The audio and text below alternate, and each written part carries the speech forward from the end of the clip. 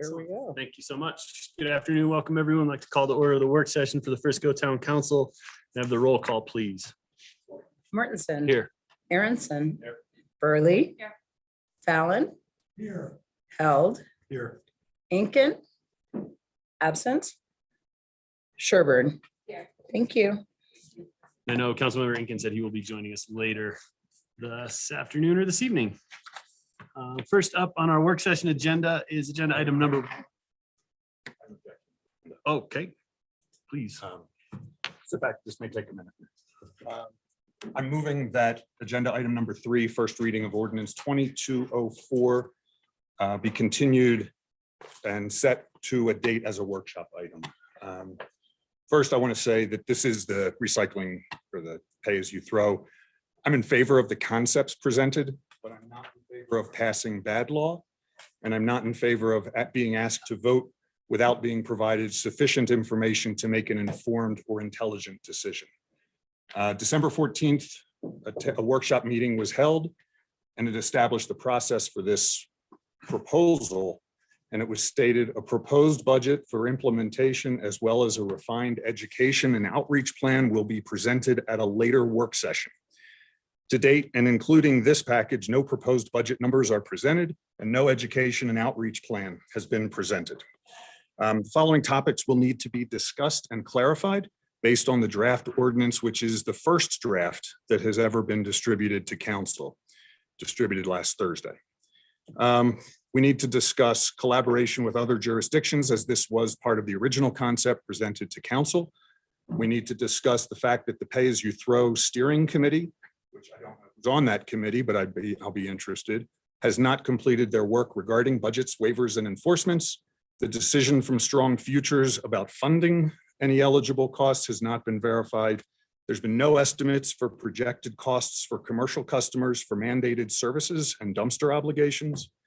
Town regulations regarding adding dumpsters, rebuilding, expanding enclosures are not provided to allow us to discuss the implications and costs imposed on our commercial customers.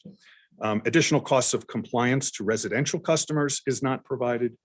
The waivers policies for commercial businesses is in need of discussion. There's no provision for economic hardships, which is something I think we need to consider.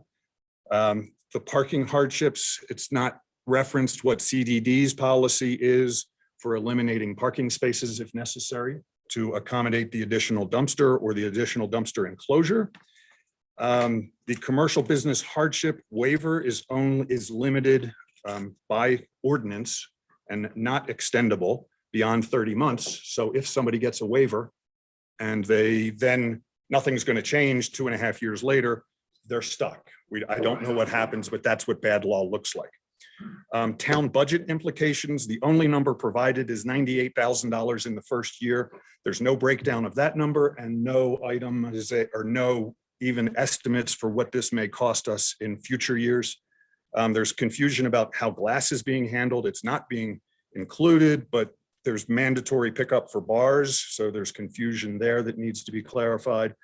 The cost of trash overloading, meaning adding more than your container, is now a statutory mandate that must be billed as opposed to a hauler's option. There's no reference to what that may cost and how that gets imposed on our residents. There's a question about how ashes get handled. There's a question of the town of Frisco there's a requirement to report town of Frisco, but town of Frisco is not defined. So we need to clarify, does the town of Frisco include the areas that are in the donut hole and Bill's Ranch, stuff like that. The ordinance provides that every occupant or owner must have a hauler contract. Is that what we really want to do? Especially a week after we just talked about having our employees able to use the town dumpsters. That would be in violation of this code. Do we want to include an STR requirement, short-term rental, to notify guests of this ordinance? I don't know. It's a good conversation that we should be having as a collaborative body. Commercial accounts, it says that they're not allowed to let glass get into their trash, but there is no glass recycling pickup available to them. So I'm not sure how that gets handled. Again, further items for discussion prior to jamming down an ordinance. Residential waivers, there's no criteria. There's a blank left for just AMI. My question is, we spend so much time, effort, and money trying to make our town more livable for those that are economically challenged. And now we're adding costs, or if we're giving a waiver, it's unclear, does that mean the town is paying for the service? Or the person doesn't have to have this service? But either way, just slapping an AMI requirement on, if you throw in 100%, and somebody with 105% AMI, but 3 kids and all the other expenses that come with it, we haven't addressed that issue. The penalties are still left blank. What are the what are the penalties for violation? Things we need to discuss. So in general, to release a 19-page draft bill the Thursday before the meeting with no review by stakeholders. I know there was a draft of somebody else's bill that was circulated by stakeholders, but those that have been involved would have had to log on to see what we're actually supposedly voting on. So to be considering the passage of an ordinance with all these major issues outstanding, in my view, is irresponsible, especially when there's no urgency, since the implementation of the ordinance is not until October 2023. For these reasons, I move that the referenced agenda item be continued and placed on an upcoming workshop calendar with the ordinance presented once reasonable resolution to the many outstanding issues and questions have been provided. Been moved by Councilmember Aronson to amend this evening's agenda with the request to continue agenda item number 3 in the new business section to a work session of an undetermined date. Is there a second to that motion? Seconded by Councilmember Fallon. Is there any discussion on the motion? Seeing, hearing no discussion on the motion to amend the agenda to continue agenda item number 3 in the new business. Can you call the question, please? Certainly. Mortensen, No. Aronson, Yes. Burley. No. Fallon, Yes. Held, Yes. Incan, absent, Sherburne. Motion fails. On a tie vote. I vote. So we will not. Subsequent motions. So if there, There are none, the agenda will stand. so are there any additional motions to amend the agenda this afternoon? Hearing no additional motions, the agenda will remain as posted this afternoon. Moving on back to work session and the agenda item number 1, and this is the Walter Byron Phase 2 site and landscape design. Sarah, Susan, welcome. The phase 2 of the Walter Byron Park plan here before you tonight. We have Megan Teston with Norris Design. She's going to share the design with you. She's also going to kind of refresh our memory on why we're making these improvements to the park. Our goal for today's work session from you guys is to both bring you up to speed, but also make sure we have your consent on the scope of work, the design, as well as the cost estimate. So with that, I'm going to turn it over to Megan. Mayor, council members, thank you so much for this opportunity. I have to say, I was walking here from my office, and this sounds off tangent, but I promise it isn't. And I overheard a mom and her little girls saying, "Let's go to the park, let's go to the park." And I got a huge smile on my face because they were going to Walter Byron Park. So with that said, it's a great interlude into some of the history on the park, how we got to this place, and what we're proposing in phase 2. So a little bit of the design background. In the spring and summer of 2019, we took a really close look at all of the neighborhood parks. We pretty much considered those all the parks that didn't include the large anchors like the marina or the PRA. And we did a robust public outreach, including a statistically valid survey about what people appreciated about the parks and what they'd like to see improved. We also did open houses at each park. So those were really well attended, particularly for Walter Byron. There was about 50 people that came to that open house. And this is the survey results from the community outreach about what people thought were the top priorities for improvements. You can see if you're looking particularly at Walter Byron Park, it was to improve the playground, improve the restrooms. The lawn space is incredibly well loved. So the idea that this is our Frisco backyard is still very true and prominent. And then to add additional gathering areas. Right now, there's a gazebo that many of us are familiar with. But there's also not that many other places to gather if someone's in the gazebo area already, which it can be rented too. So that's something that we wanted to take in consideration as we looked at the conceptual master plan. So this is a conceptual master plan that was completed at the end of the Frisco Neighborhood Parks master plan. You can see really from a master plan to implementation, it's kind of cool because not that much has changed. Sometimes those change a lot. But you'll see here, this is kind of the conceptual master plan that was approved and had a lot of support. And then if you look at phase 1, we really tackled the playground and the restrooms first.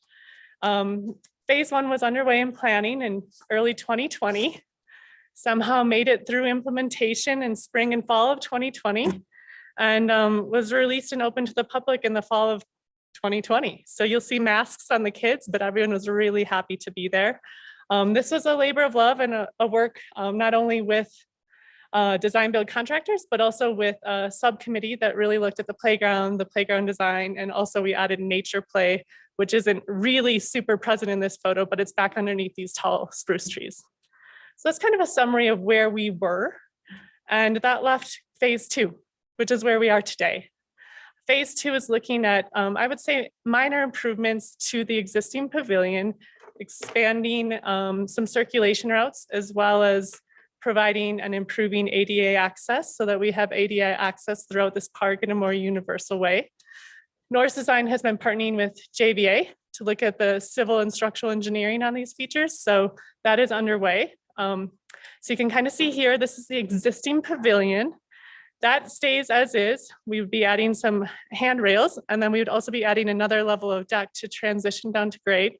And look at, any of you that have been here in the spring can realize that this can get quite muddy around the pavilion. So looking at kind of increasing some circulation around the existing pavilion, improving the outdoor kitchen area, as well as providing what we call a connection from water to water. And really the idea with that comes from the fact that we have a great opportunity for education, especially about our natural resources here in Summit County. So to connect the wetlands with an overlook and then down to the river is just really cool. So the idea behind that is to kind of strengthen that connection, provide educational and interpretive signage along those areas, and then to kind of create one more picnic node along the wetlands area over here.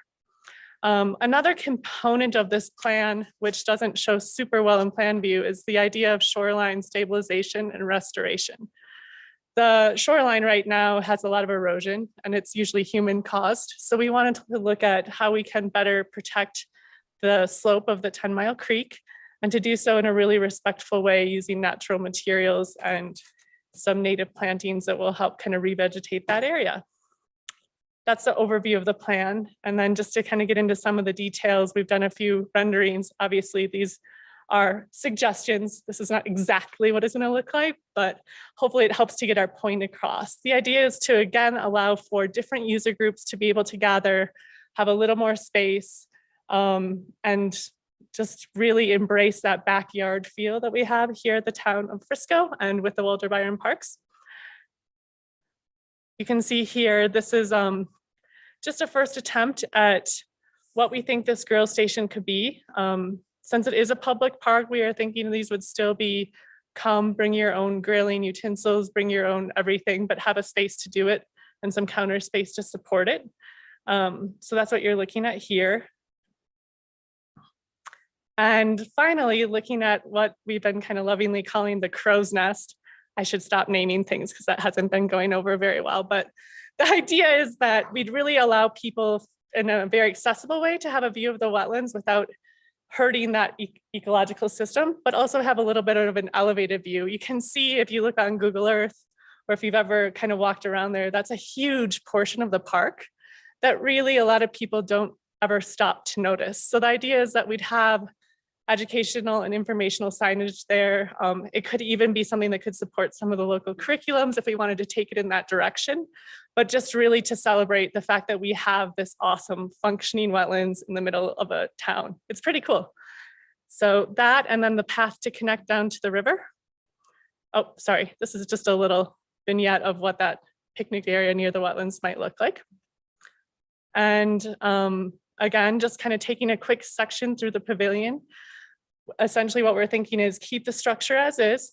Again, like I said, increase ADA circulation around it and also provide kind of an elevated tier so that we can get away from any safety or handrails on the, I guess, kind of east side of the deck. So allowing a little more sun and a little more interaction with the well-used lawn area here on this side. That's kind of a high-level summary of the design changes that we're looking at for phase 2. I will say, and I think Susan's in support with this too, phase 2 really would complete the vision for Walter Byron Park as we looked at it in the master plan. So I want to make sure that that's well communicated too. This isn't phase 2 of 20. This is phase 2 of 1 and 2. So that is kind of the presentation of the design. So thank you. And I know that we're also here to talk about conceptual costs. So I did include that as the last slide. Not as fun as pretty, but it's also important.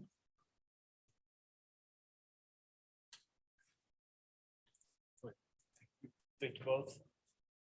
Questions for about the project, the phasing, Melissa, go for it. Great work. It's so exciting. Before you started there, but it's a long time coming. It's so exciting. So thank you. I love the design. One thing that kind of I just back on just for everybody to say to hear it, because I know we've discussed it in the past, but how many original are the existing midst of all of this new fresh design? You know, has that train left the station? Your thoughts on that from a design perspective? I have kind of just an observation with so many new elements of design. I sticked out, and I'm just wondering if anybody else had those thoughts, and if we should, you know, before we.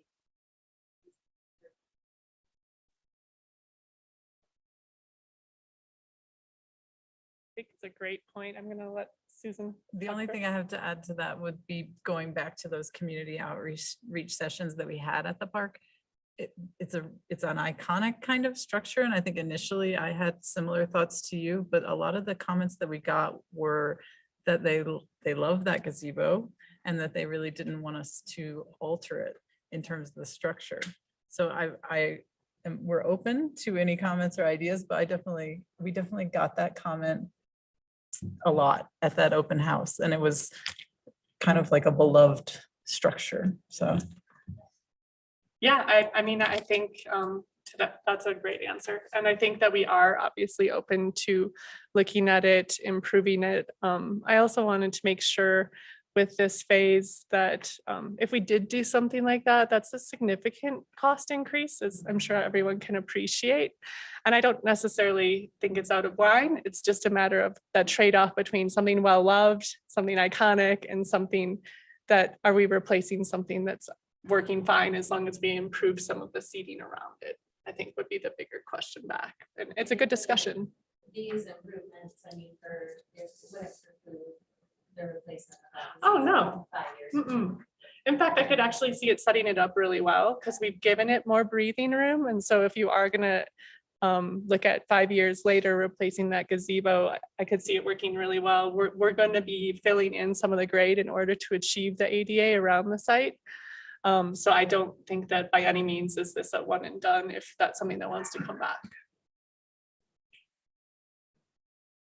Question around the kitchen, is Yeah. it still proposed to be, like you said, bring your own stuff, but like Yeah. charcoal operated, right? We're not talking about plumbing, natural Right. gas or anything No, like that. still Okay. charcoal operated, just a little bit a venue that would be hopefully easier to maintain, hopefully cleaner for users and a little more counter space for people that are renting it. And do you think, you know, I know that over the past couple of years, unfortunately, we've had to shut them off because of fire bans. You know, Mhm. is this, can we easily cover, close, mark off without it looking like a bunch of construction tape around, you know, like Yeah, we typically just remove the grills, is my understanding. So Sure. what do we do in the event of, you know, a fire ban where we have that's a to deal with great this? question. Jesse, if you don't mind, I'd love to kind of research that and circle back because that's a really good question. I just would hate for it to be like taped off all summer long, you know, and Yeah. not look good. And we just Right. spent almost $100,000 on it. So. Right. Great question. It may be possible to just simply put a lock on it or something like that. but we'll Yeah, look into you it. can get them with covers, so we could probably figure out a lock system on the cover. Yeah. Go jump in, have conversations. I, welcome. love have a great connection to Walter Byron Park and I want to do all these improvements and all. I'm just a little sticker shocked with like $92,000 for 2 grills and a slab or something. Sure. Like, and I understand this is a guesstimate on your part because, you haven't sourced necessarily everything, but and then also just, 105,000 for 2 decks, like with nothing else there, like. that Sure. Seems a little excessive, but, yeah, where'd you come up with that? Is that just? Yeah, I'm happy to give some background. So I did not just make these numbers up. They were really carefully researched. I reached out to contractors about current pricing in this market. And that is part of what you see. It's not a surprise for me to say this is a really volatile market right now. And we want to get this built this summer. So I wanted to make sure I wasn't coming in with pricing from 3 years ago and then coming back to you saying, hey, guess what? That pricing from 3 years ago is no longer relevant. So we did a lot of research. Also, we do have a really current geotech, and JVA started to explore the foundation on that deck. And that is a huge cost implication of that deck. We're also assuming that we're going to have some type of custom railing and stair to get up to that upper level. I will say with all of these numbers, this is from experience. I tend to be gun shy to under promise because I feel like a lot of designers do. So I personally, and I think at Norris Design, we pride ourselves on pricing things and building things that are implementable. So I was trying to be really cognitive of the current volatility in the market. The cost of lumber, the cost of concrete, they're all over the place right now. So. Yeah, agreed. It's gonna be a hard pill to swallow is all, but it's what I think what we need to do to this park. And it would be great if when we did it, we could attempt to pare it down cost wise a little bit. Doesn't mean that That's the work certainly, has yeah. to be that way. It doesn't mean that, it doesn't mean that our railings can't be something somewhat custom, but yeah, I'd help out with that if need be. Okay. I think that's basically it for me. Thanks. I will say that I do, I feel strongly that I can't stand here and say it's going to come in at this budget, but I would like to be able to promise that. I can't. But I mean, if you look at the bottom between the mobilization and a contingency, there's definitely room in here that I think we could value engineer and we can make that a priority moving the design forward. So can you, and I think it's nice to finish the job. So I look forward to that. I'm not really understanding the overlook. And I actually saw this and then went out there to make sure I wasn't missing something. Tell me, it's like, how did that come about? Who said we need to overlook the willows or convince me that this is a necessary or a good thing to focus on in the park? Well, I'm not going to convince you that it's necessary, but I think it's a good thing. I love the idea from an educational standpoint of being able to tie the willows and the river. And I guess in my hope and my kind of maybe a little bit rose-colored glasses, but I really feel strongly that if you look at our generation of children, there's a lot of research that shows that they're lacking a connection to nature on a firsthand basis, but also natural resources education, history of natural resources is being lost. And I think from an educational standpoint, this is a great way to educate not only our own children in this backyard, but hopefully introduce it to visitors. And I think wetlands are an incredibly important part of our ecosystem that are often underlooked. And really, it's strange the way the grading works there. And in the winter, it can be even more deceiving, but that ditch is higher than the wetlands and lower, and the park's lower. So if you're standing at grade, we can trim those willows, but if you want to get a look at it, you need to get a little bit higher, hence the idea of elevating it. So, Are you expecting there will be interpretive signs? yes. Okay, can you show them? When, if you're doing further Absolutely. iterations of this Yeah. to go public, let's, And they are Let's make included in that the obvious. cost estimate. They were just kind of hard to render in, to be honest with you, but we can, absolutely. Yeah. As opposed to a deck overlooking the wetlands. This was an idea that was born out of those community meetings It on was site. the It's a- water to water. They said, That doesn't mean it's a bad idea. what is this park missing? And it was that connection, because it's all there, but if you go visit the Connection of park, Intelligence, not, no, I'm the not. connection of, a visual connection, so this raised platform will provide the visual connection, because right now you could go visit the park and not even know that that's over there. It's pretty well screened, like Megan's saying, because of the grade differential and then the willows. So the people that attended that meeting were like, hey, this is an amazing resource and it's beautiful, and why can't we at least showcase it? We don't want to put people in it, right? Because we don't want to destroy it, but we'd like to be able to use it as a, I just think sure. with some good explanation of why we did this, Yeah. it increases the understandability. Okay. Say, coming from that side, I've, over the years, I've seen moose bedding down there. I've seen plenty of beaver and lots of different waterfowl and so it's a good opportunity to, for the educational aspect and just, to enjoy nature.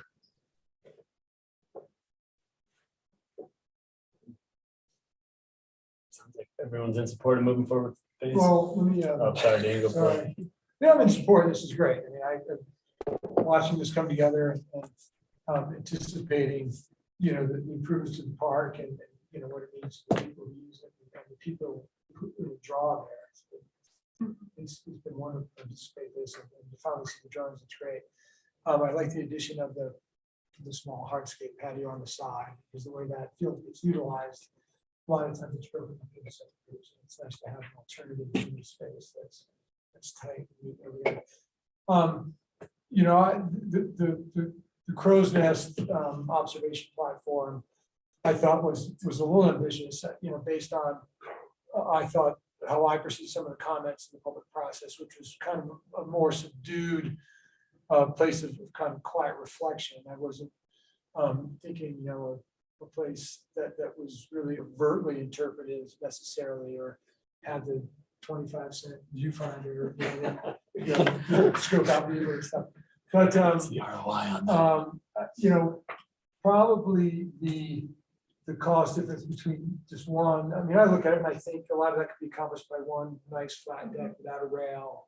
Just a place with a couple deck chairs on it, just a place for people to sit quietly. And I remember that conversation a bit about was, a place to draw a different part of the visiting demographic to, like a different part of the park that's a little bit maybe away from the gazebo and away from kids skipping rocks and catching fish and stuff. So I like the idea, like I said, I probably more than I think we need, but I may be the minority on that. It's a nice feature. It's great. It's gonna look great. And I guess the other question was on the grill assembly.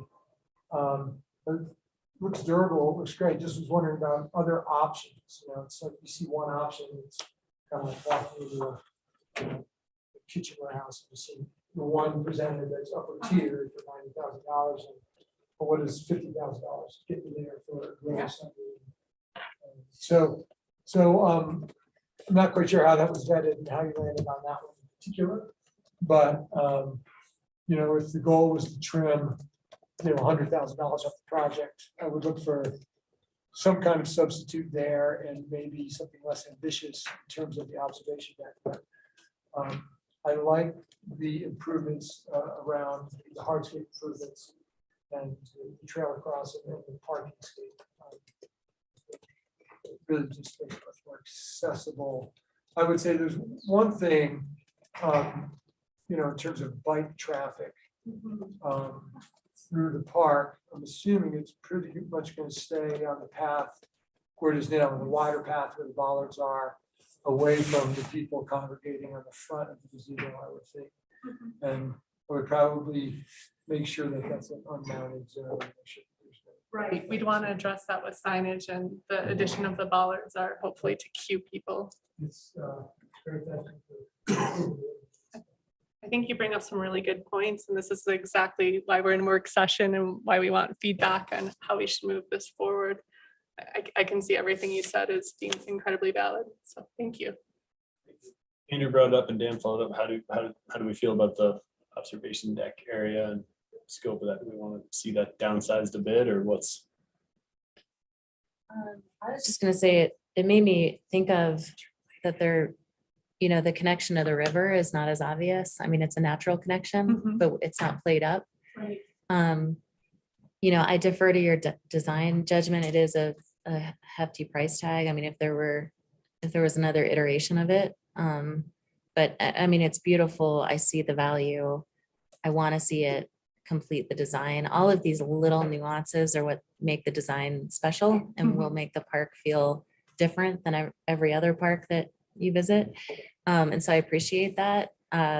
Definitely conscious of the budget though. And, maybe there is a way in final design to make that linkage if it's water to water. Yeah. I personally love sitting on the banks of the river. I don't think it Mhm. necessarily needs to be orchestrated, but, I'm sure the designers such as yourself could think of a way to enhance that or complement it in a way that's subtle and beautiful Yeah. and sits in the whole total design. So Is there any plan on changing that riverfront right there within this design? Shoreline. Yes, the river does not read super well on the plan, but we have right here, actually, this spot lines up with where we currently have some of that access, but it's so well loved, it's getting eroded all around it. So one of the areas for river restoration is here.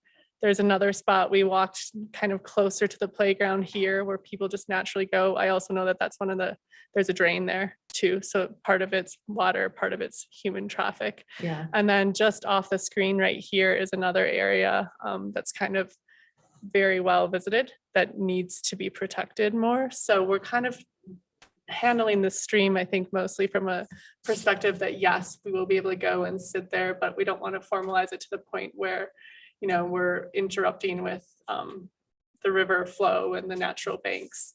I do think that we would have signage to link here and here from an interpretive standpoint, and I'd be happy to bring that back. Mhm. And I think the discussion around the overlook is really valid.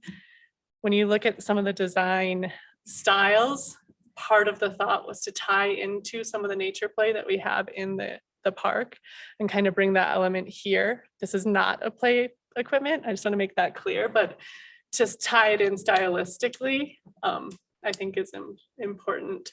And also we really looked at, again, ADA. At first, I just wanted one deck that was raised, but then that's not inclusive at all. So we ended up with 2 decks. And if we do go to one, I would recommend that we think in a universal design and make sure that it is accessible to all. So. Question, one last comment, it'd be great to include a small tiny little fence along the north side of the bike path, soccer balls over the river. You've almost lost a couple kids going after that, so. Well, I guess for me, it comes down to, what's the ask from a dollar perspective, I mean, if no one has a problem spending $530,000, really, it all.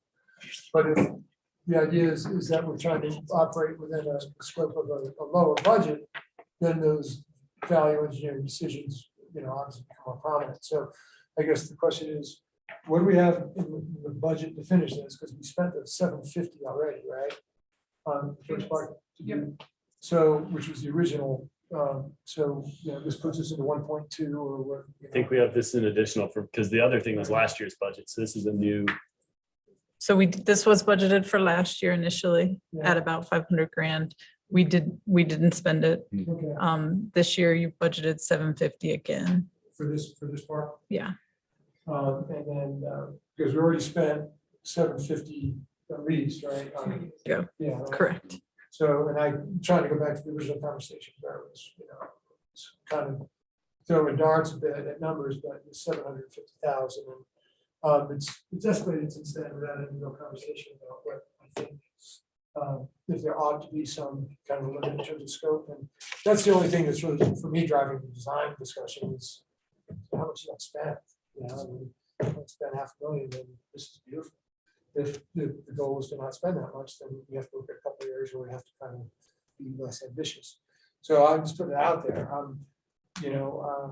Again, based on, sales tax returns for the last couple of years, this is probably not necessarily the first place I would choose to save $80,000, but I think it's a valuable thing to bring up in the context of all these things that we're talking about, because my feeling is in the course of the last year, with these really appreciating sales tax revenues, kind of lost sight of those conversations that I think were an integral part of some of these back when you didn't have an extra $2 million a year in sales tax revenues. So I'm just putting it out there. I would look at those two places to try and scale back, because it seems a reasonable discussion to have, but if everybody's comfortable at also 531, then we can skip that part. So just put that out there. That's, we allotted 750 this year for parks, right? Not for Walter Byron Park, or was it?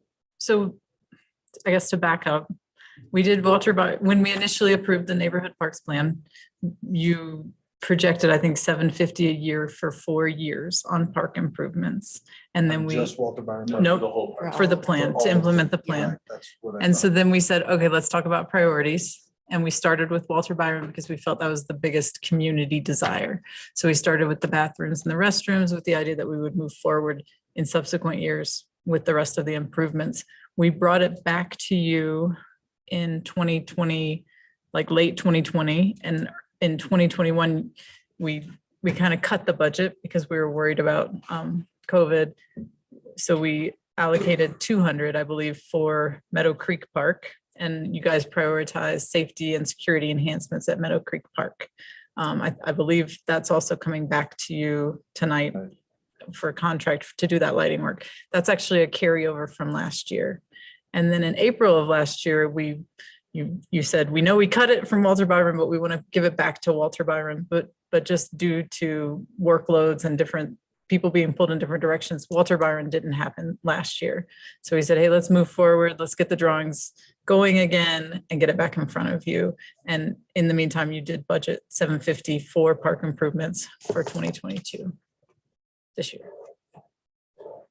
Sorry, that was my, I from don't see memory. that we're So gonna be between spending a whole lighting lot. on Meadow Creek and Walter Byron were at Actually, Yes, that's correct. Well, the 200 is being appropriated separately per the budget appropriation, which is on tonight's agenda. Is it on tonight or is it on the 22nd? Tonight, you're gonna, so it's 750 has been budgeted for park improvements. That money hasn't been earmarked for anything as yet. So we were planning on it finishing off Walter Byron Park because that was your priority from last year. So we developed these plans to try to get that done for you in 2022. But yes, it can be moved around in any direction. I still don't disagree with, back to where Dan started. I think I did also kind of see the riverside and the wetlands pond side as being kind of the reflective contemplative spaces with the kind of action in the middle. So I support looking at kind of downsizing these in a way, but absolutely universal access being most important. I think just because we budgeted, I know we can find money for other places in the parks and whatnot moving forward, and we can add things or fix things as we need to. So I think any place we could save a little, I'd be in support of for sure. It I sounds, think, Melissa, just to your comment to what kicked us off is I always thought the pavilion was ironically in a great spot now, just because like you can be the hub there and have kids playing soccer on the jungle gym. Grandparents are close with wheelchair access and everything else. The bathroom's right there. And it is kind of the focal hub of the whole thing. I thought it was kind of a safe way you could interact with the whole park, and having been to many events, including a wedding there, it actually works really well to kind of have it so centered. Just to be clear, I love the pavilion. I just meant giving it a little bit of a facelift. Okay. I thought you were trying It's to just say- I kind thought of you were saying tired move- looking. Move it. Oh, No, yeah, no, I'm with you there. I would love Yeah, to. I just spend- meant like maybe, just a few, Iconic I see is like 80s roofline architecture, but since Yeah. we're there, and I'd rather not spend that money. 'Cause- Yeah, but otherwise I'm, Pioneer Park, it's a lot of help. yeah. Yeah. Yeah, I mean, there's, Yes, it yeah, does. so. Yeah, so I think Next up. see where a little bit of cost can be saved between grills and. The grills and the overlook. Yep. Sure. And is there a budget number that you guys are envisioning that you'd like us to try to hit as we work on this and move forward? And also, do you want us to come back to you with final construction documents prior to taking it out to bid for construction this year? I'd pick a rough number and, come back to 100,000 less. It's achievable, but again, I don't know what, Park Mill's going for. So, I'm sure I've got that one on my build. But, yeah, I think if you could, something that kind of fits in a little bit more with that, that's functional and durable, and that's what I love about that construct. Yeah. But, what is $100,000 less?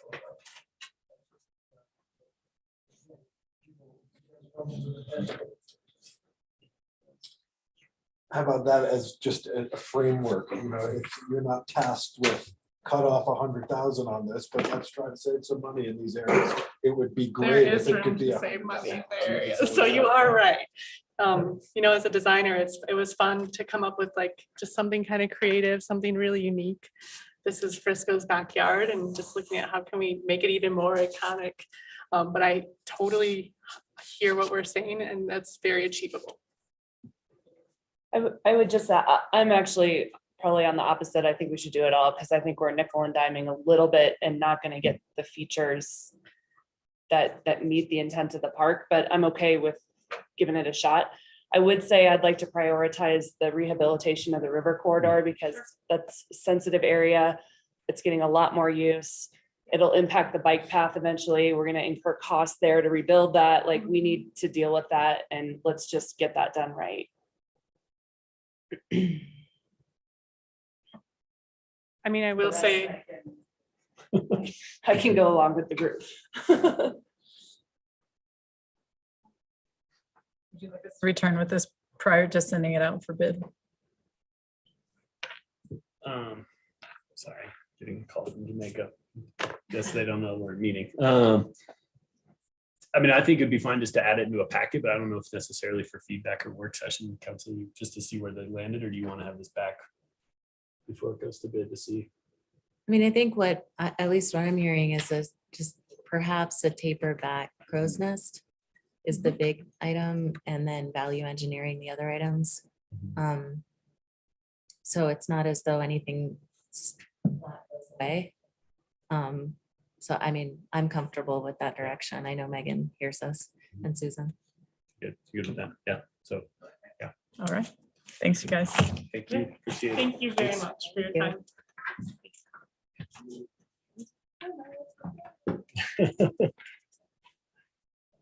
Might have been considered waterfowl in that pond many times as a kid. Is that a this summer project?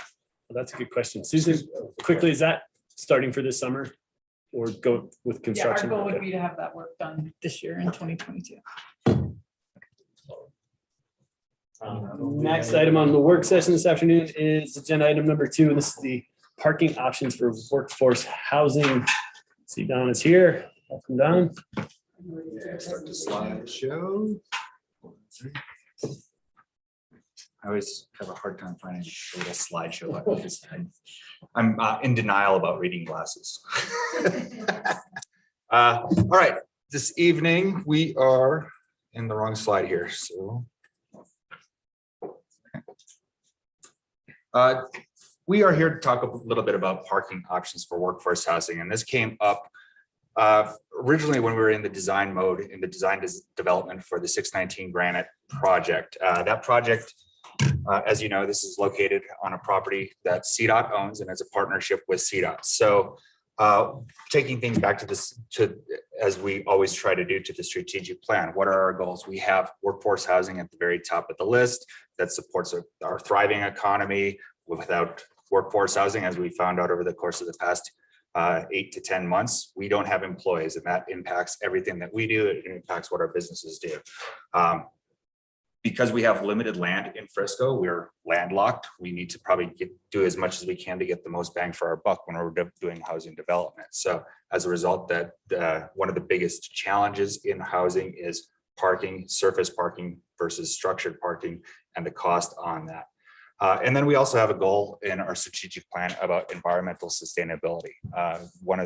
The specific goal in the strategic plan is implementing the climate action plan. How do we do that? How does that relate? Well, vehicle emissions, getting cars off roads is probably the biggest way to do that. So moving forward, in our Unified Development Code, which is what we look at anytime we're doing land development, the code requires 1 space per bedroom, period. And that's all required parking for development is required to be on site. Our code is actually unique in comparison to a number of other codes, because we actually do already allow a reduction for workforce housing. Under our code, for a workforce housing development, the maximum number of spaces required for a workforce housing unit is 2, whereas in a market rate unit, that maximum is 4. So if you have a 5-bedroom market rate unit, you require 4 parking spaces. If you have a 5-bedroom workforce housing unit, you require 2 parking spaces. So there is that reduction there. There's also a requirement for 1 visitor space for every 5 dwelling units in multifamily dwellings, which is, of course, which most of our workforce housing is. There is also an opportunity to allow parking reductions under the historic overlay, and that's been utilized on a project here in Frisco, and we'll touch on that in a minute as well. Parking use and need is another conversation there, and another part of our strategic plan goals under the inclusive community is the concept of equity. And one of as we were looking at this, especially as we saw it over through the course of the pandemic, some of the people most needed to get to work the most were not able to, because transit wasn't running. If you recall, the Summit Stage was not operating. You had to drive your own personal vehicle. You couldn't even carpool. Carpooling was discouraged at that point in time. So what we did see is that because the transit was unreliable, that impacted some of our essential workers' ability to get to work. On the flip side, a lot of our market rate homes, they have all this parking the same, and they were able to work at home. They have a lot of these market rate units are vacant and short-term rentals. You'll have people bringing 3 and 4 cars up from Denver to park at a short-term rental unit. And then whereas they could be shuttling or ride sharing or a number of other things. So the question is, when it comes to equity, are we putting some of our goals on the backs of the workforce housing units, some of those that may be most impacted by changes in parking? An example of an existing development is the Mary Ruth property. So this is a property on 3rd and Galena. It was owned by the town. It had an old cabin on it. The town redeveloped it in 2017. That development was originally density permitted was 4 units on it. Because the historic overlay was applied, we were able to get 9 units on there for a total of 12 bedrooms. So there's 12 parking spaces required just for the bedrooms. Plus there's 2 parking spaces required for the visitor parking under the code. Because the historic overlay was applied, a total of 10 parking spaces were all that were required to be there as a result of the parking reduction under the historic overlay. So there's actually 4 fewer parking spaces on that property than were originally required by the code. And again, this is, by all intents and purposes, it is a very successful development. We're housing a number of people, some of our seasonal employees are there. So it's been a very successful development. However, at the same time, there have been challenges with some of the parking on there, especially with some of the 2-bedroom units, actually take it back, especially with some of the 1-bedroom units where there's only 1 assigned parking space, and you have 2 tenants live there that have work in separate locations. They often have 2 cars, and that's led to a number of parking citations and other challenges. So I think the point here is when we're considering parking reductions, we need to look at what the other impacts of that are, maybe, and how to address those in advance. Similar with Granite Park, again, this is maybe where the parking reduction discussions started about a year ago.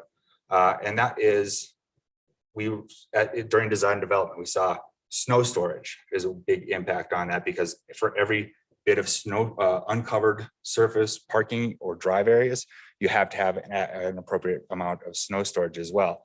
So with all the spaces required for this 22 unit development, total of 32 parking spaces, what we found is that the parking requirement drove the density or limited the density. At the same time, I will also point out that the permitted density by right on that property is 9 units, and we got 22 units through the density bonus program. So, which is equivalent to actually 38 units per acre, which is pretty good when you're looking at density on a site. So we did achieve a lot with this property. Again, it's going to be very successful, but the question is, if we had different parking requirements, could we have achieved greater density on this site? I will also point out that our partner in this particular project was very concerned about parking reductions. A lot of the CDOT maintenance employees, they have to get to work at 3 a.m. to go plow the highway. Well, as we all know, the Summit Stage isn't running at 3 a.m. They need their vehicles. They need reliable transportation in order to get there. So certainly those are some other considerations when we're looking at this. We also looked at a number of other communities and what their parking regulations are. Locally here, Breckenridge is an example. They require under their code 1 space for every studio or efficiency apartment and 1.5 spaces for all other types of units. So if it's a 4-bedroom unit, it's still only 1.5 spaces. There is no reduction in the Breckenridge code for workforce housing. Applying this or the Breckenridge code to Mary Ruth and Granite, they would require, sorry, I have it written down here. Mary Ruth would require 13.5 parking spaces, and Granite Park would require 30. So again, very similar to what we're already requiring in there. Summit County, similar, 1.5 spaces for each studio or 1 bedroom, 2 spaces for all other units. And that's something unique in Summit County is if you have a 5-bedroom house, you're still only 2 parking spaces. So they actually require less parking in the county for larger units than the town of Frisco does. And after the staff report was written, I saw an article in the paper late last week. The town of Dillon is considering increases to their parking regulations. I see some smiles that you probably saw that same article. And as well as the reactions. I mean, there was a lot of developers, well, you're making us put in parking, that's decreased, that's putting more money on us, decreasing our ability to put market rate housing in there. So there are a lot of discussions on this. I will say right now, Dillon's regulations are very similar to Frisco's. So whereas we'd be looking at reducing, they'd be looking at increasing because of some of the impacts and the challenges that they've seen with the current use in their community. So what we're looking at, or would I like to get some feedback from council on is, first of all, is there some interest in pursuing reductions for parking in workforce housing developments? There's a number of ways that this could be done. It'd be through some sort of code amendment.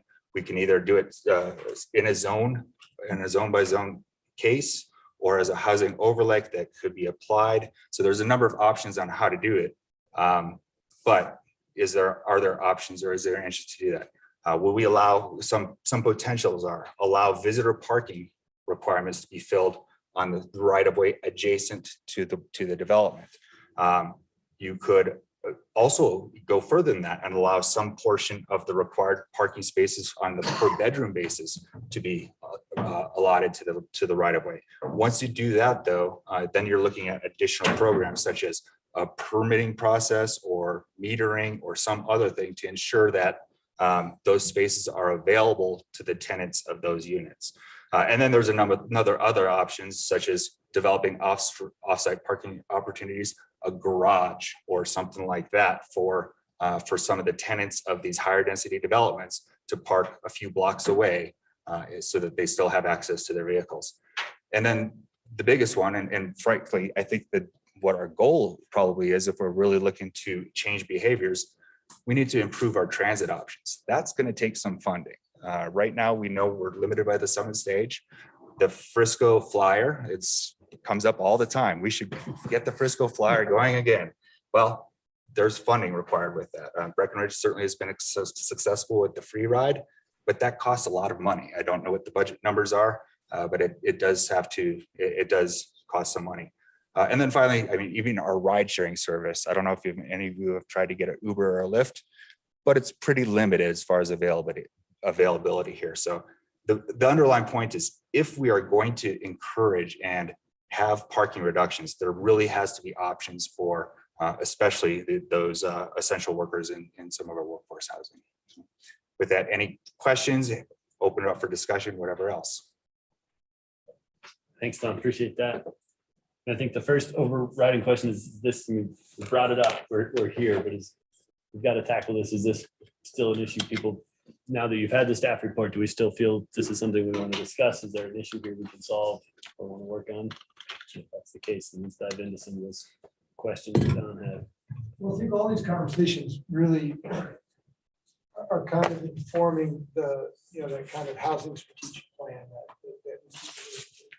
and this is really an important part of it. I've had, a conversation or two in the last 3 weeks with developers who I think really are looking at this as a constraint. I think I've been saying this for a while that, if we're going to build for customers that we want, we do have to underpin it fundamentally with the mobility systems that they're going to need to rely on to get around the vehicles. And I think there's, aside from ones you listed, there's probably even some more creative options in terms of ride sharing and things you can do on site with parking and have less parking and have parking not necessarily assigned, for example, to the unit, but have people who are in the complex kind of, they can sign up for the parking that they need. People are needed. There's a lot of ways I think we can do this, but I think this also kind of goes to the streets plan and what's going on along Granite. And a lot of this building that we're talking about is going to be going along Granite, down around Madison.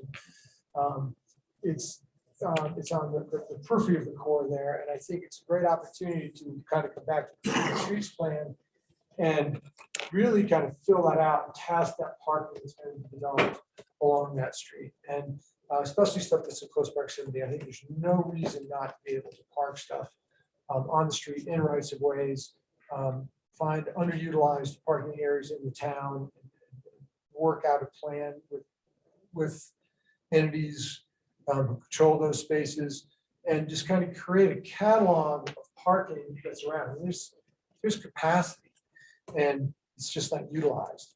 So I think part of the strategic plan has to be when the new housing person comes on board and includes this in the housing conversation is to really see how this could drive density, which should drive down the building cost a little bit, which should allow people ultimately a little bit more flexibility with their mobility and parking options. So I think another part of this conversation kind of goes back to, Sabatini lot. Again, this is Granite, which is, let's come back and look at that space again and really look at off-site parking and how we support people to get to the parking from where they live, even along Granite, and let people make those decisions. Let those customers come to us because they're there, in the workforce, especially if we're building for 60% AMI folk up here. These people we want to attract those people to the core, make sure there's mobility options throughout the core to get them and I think we really do need to flesh out what the intra-town transportation mobility options will look like. I think we have to stop talking about the flyer and go, let's put it on paper. Here's what it looks like. Here's how it can support off-site parking. Here's how on-street parking on Granite can support higher density and less surface parking. And the 3-4 new developments that we're looking at along Granite in the next probably 3 years, Granite and Madison, and their first and main into that. because we're not quite sure what that's gonna look like. But I think we have to start making those parking options available to developers when they come to us with a plan. So we have a basket of potential ways that they can get to where they want to go and have their project pencil out. And we still get the parking somewhere with a reasonable proximity for people to walk. And, from what I'm beginning to understand about walkable streets plans, this is an integral part of those, is that you don't necessarily need to be parked right in front of your place and have a good walkable street, which delivers a great walkable community. So, I think it's important to have this conversation now and start to continue to frame it. Maybe not answer all the questions today, but Don brought up some great ideas in terms of alternatives. I think there's more out there, but I think bringing more to the table and being ready, we can have some conversations with developers and give them some solutions. Then we can come back and we can start to inform code decisions and say, we think this is going to work, let's set a precedent, let's do this, and it's substantially work for us. And what does that mean? Make sure that developers understand that when they come to us, and make sure these concessions are made to substantially workforce that are delivering workspace, workforce housing capacity for some people we're targeting. And I'm looking at 30, 50, 60% AMI typology, 400 square foot units. People are coming up there with cars. They're coming up here on the bus, getting off the bus, and let them matriculate to units. This is part of a tiered housing approach that starts with landing pad units and then entry-level units, and then certain kinds of deed restricted units up to 200% AMI. Thank you, by the way, for working with Summit County and delivering an intelligent Summit County workforce covenant for housing, which we need. So, and then you're up to 180, 200%, possibly AMI, where the town can participate in buy downs at that level and get people to matriculate from 700,000 units to 1.2 million. Because that's the market. And we have to look at trying to identify capacity throughout that spectrum. But it starts right here with offsite and limited parking, and even units without parking assigned to them, and at-large units throughout the town, garage, underground, TV lot, things of that nature. They have to be on the table. Okay, we can jump in, go for it. I love it. Dan, I really appreciate all of that. And I would just, I would just add that, while we consider sort of that basket of incentives, and you mentioned off-site parking, I also would argue that we don't need as much parking as we're saying. So I'll just start there. But, there's really two goals, and you identified them really well, Don, and that's, we want to increase density of workforce housing units and then decrease traffic congestion and vehicle trips, right? So if somebody is doing a project and they want to encourage bicycle use, they add bike racks. If you add parking, you're encouraging cars, right? So, but we always look at those in the opposite direction. Like, let's add bike racks to attract bikes, but oh no, we have to have cars because we're just answering the demand. And I think we need to start looking further into the future and using parking as a strategic instrument to achieve long-term goals. And those goals are housing, mobility, and a reduction in greenhouse gas emissions. I think that this approach could even go beyond potentially workforce housing, but I think we should start there because of the cost of parking and the subsidies that we do provide to workforce housing. We can take how expensive those parking units are and add them to housing, right? Like, we can shift that cost and get more density and be able to do it at a better price than paving asphalt. And so just to add one more thing about microtransit or mobility in general is I think there's a lot of new opportunities to not run our own transit, but rather partner with companies like, and I'll throw one out there without fully having vetted it, Via, who runs a platform that's an on-demand microtransit service. We don't have to do it. We contract with them and they do it. And so I think there's some pretty immediate opportunities for microtransit that we can look at without having to plan for an entire transit system. Jesse, what's microtransit mean? It's basically like it's a decentralized on-demand, kind of like Uber, but it's not a, it's not a, how do I frame? It's getting at public transit versus individual, like I said, not having fully vetted it. It's an idea to throw out there to look at. But that's not like they would go, this But would be a it's service not a that they'd fixed, go to it's Breck or not a Silverthorne. fixed route. It's an on-demand service. So you're thinking, how's that different than Uber? It creates an efficiency, because Uber right now pretty much is a private car trip, right? Like it's a taxi, you pay for your own. But microtransit will look at all of the on-demand calls and figure out what the most efficient route is to pick up all those people, and it's still a shared ride. If that makes sense. So it's kind of a hybrid between an Uber and a fixed route transit system. So just my point is just that I think we should shift costs from parking and put those costs, towards density of housing people and not cars. And we need to think of this as a long-term strategy instead of being reactive to this perception that we have this parking demand that we have to add more parking spots for. So thank you for that, Dan, and I totally agree with everything that you just said. So should look at that. Yeah, everything Dan said, thank you. Well put. You actually, you checked off my list mostly, so I'm just gonna go with that. But as somebody who literally invested in a company to bring microtransit to this town and have seen that it's 100% not viable because everybody drives. Nobody's willing to take little short rides because this is just the way we live, and this is the way was what we're used to, right? Transit is such a huge part in this, to where the town does absolutely need to provide a way around town other than the Summit Stage. The Summit Stage is the main linkage that gets you everywhere else, right? Summit Stage is not getting you around town. You can't use it that way. It doesn't work, right? We absolutely need something like the Frisco Flyer, or whatever, be it a third-party service, then fine. But we've also got to be forward thinking about it. They've got to be like little electric vehicles. We're not going to go out and buy a short bus and then, drive people around town, right?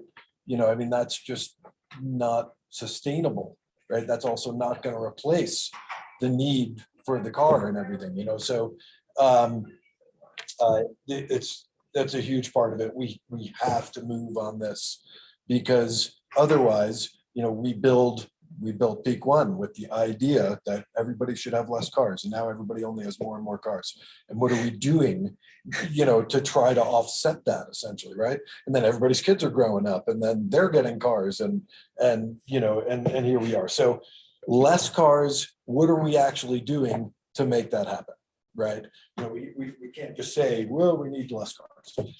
We actually have to take steps, and this is one of the biggest steps. Is if we lower the requirement for parking, then we are achieving that, right? And that's mostly in the core area, right? You've got access to everything from the core. So that's key. I feel like we can't lay our cards on what the pandemic forced us to do, because the pandemic forced us to do a lot of things that we Weird didn't agree things. with. Yeah. We Right. learned some things. We learned a lot of things for sure. And, Yeah. on one side, the earth did better because we were driving less at the For a time. minute. Right. But then all of a sudden, we had to use styrofoam for all of our, food. And, so there were many things that we were forced to do during the pandemic that we shouldn't hang our hats on, right? We should still be forward thinking, and we should still be thinking about the direction that we want to be, or where we want to live, right? And the environment we want to create. I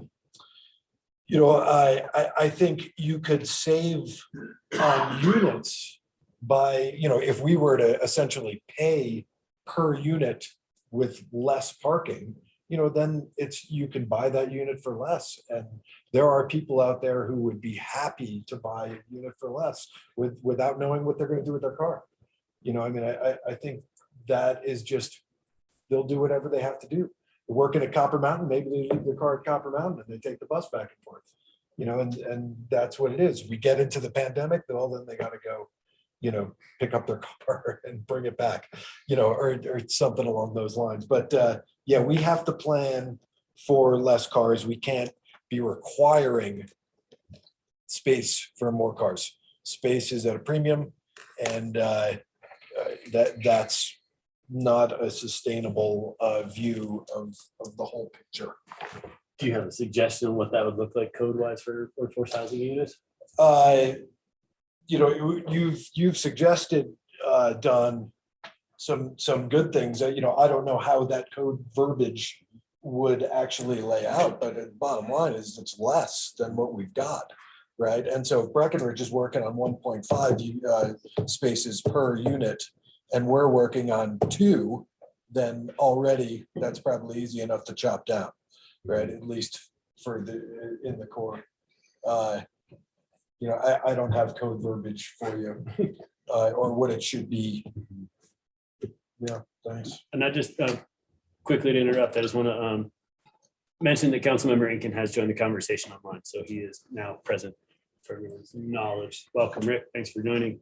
Yeah, and I've been grappling with that that code verbiage as well. And while Dan was talking, it's something I've been thinking about and almost made me think instead of transferable development rights, which I know we've talked about in the past, but almost have transferable parking rights that we could associate and maybe even use those in an incentive for bigger projects in the right areas, and that could benefit.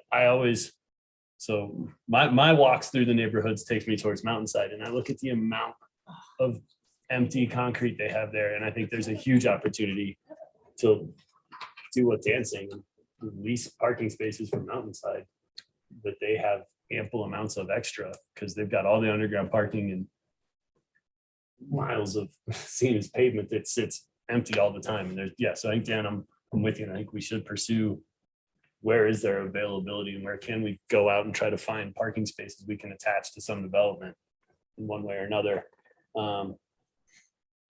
I know Public Works will probably cringe greatly when I say this, but I do think right away and some on-street parking, depending on where some of these developments are, is something we need to look at. And I would say we do for a workforce development, particularly, let's say once we can go vertically with the workforce center here on Galena, is 1 parking space per unit plus 1 on-street parking permit per bedroom. So a 2-bedroom unit, they get 2 options for parking. One's going to be close and one's going to be in designated on-street parking areas, and a permit comes associated with that. And then there are just going to be days where they've got no parking zones like bigger cities and the rest of the world does, when you can't park there tonight. We got to plow, you know, and we work through a system where that works. But I think we have capacity. Most of our parking sits empty all night. We can do this in targeted locations to get more beds and fewer spaces and still meet some of the equity challenges that I think Don brings up, because I think those are really important. That, you know, like I don't have the option to ride the bus to work. Like the Summit Stage schedule has never been able to work for my work schedule unless I want to add 4 hours to my day. So I'm stuck in that. I need my car to commute, and we can kind of address both of those with, you know, seeing where we can put people in parking with a permit that's associated with our workforce. And I think that's a great way to go. And I would start somewhere in that realm of adding that, and that could buy us, I think, a lot more units in certain areas. So that helps the density issue, Mhm. but not, I'm just looking at, I highlighted it when I read it. Simply relocating the parking for a property elsewhere does not result in change it to the desired behavior of reducing the number of vehicles on the road. So Mhm. yeah, you can put more units on that block, but it's not, if that's the solution, great. You know, my view very much is anytime I've ever been involved or seen a project where they tried to adjust parking, it usually just creates parking problems. Meaning if you give units, you know, what we're seeing in Peak 1, what we see in all over town, people are going, we can't change the world's behavior. So I don't like treating workforce occupants differently than our other occupants. First off, I just don't think they're gonna, unless I see some numbers. So far, everything I've ever seen is we got plenty of people in lower income areas that have plenty of cars, and plenty of people living in high dollar houses that have one car. But the minute you start to make parking spaces a little narrower or drive aisles a little smaller, all you're doing is creating tomorrow's problem. So one is we don't have to go to mountainside standards, whatever they were then. But again, that I'm treating workforce people just like everybody else, because I think they're going to act just like everybody else. Don, I would ask, I don't know who this call would be to, but there got to be plenty of, well, not plenty, but a few tourist towns of about our size that have these jolly trolleys, whether it's a beach town or a mountain town. Say, what's it cost you? A 3,000 unit town with a free trolley. Let's put a number to the conversation. And if it's 200,000, that's a conversation. And if it's 20 million, that's a different conversation. But why are we circling the topic without that very, very easy to acquire piece of information? And that's somewhere buried upstairs, because we did that study maybe. Doesn't have to be a study. It's just a phone call. Yeah, but like we have like the numbers from like what it takes to have the transportation staff, purchasing the insurance, the drive, like the. And I'm saying, call the town manager at Telluride and say, who's soon to be the manager of Vail, but vice versa. Vail's going to Telluride. That's what I meant. But, call them and say, what are you guys spending on that trolley thing you got? Because Durango, I know, has a local one. Breckenridge obviously does. There's a but number of Breck's a different examples out world here. than us, So that's where I'm at. is Hunter, can I I'm not jump looking in? to change the world. I just wanted to offer, we've covered a lot, but I just want to offer a few more thoughts on this. I also think that we are approaching this, to me, it's not about workforce, it's about density. And we want to, as you said, Dan, attract the kind of person, whether they're 30% AMI or, not even in AMI, that wants to live a car-free lifestyle. And the market will reward that through the price of the unit. You guys have heard me talk about Snowmass.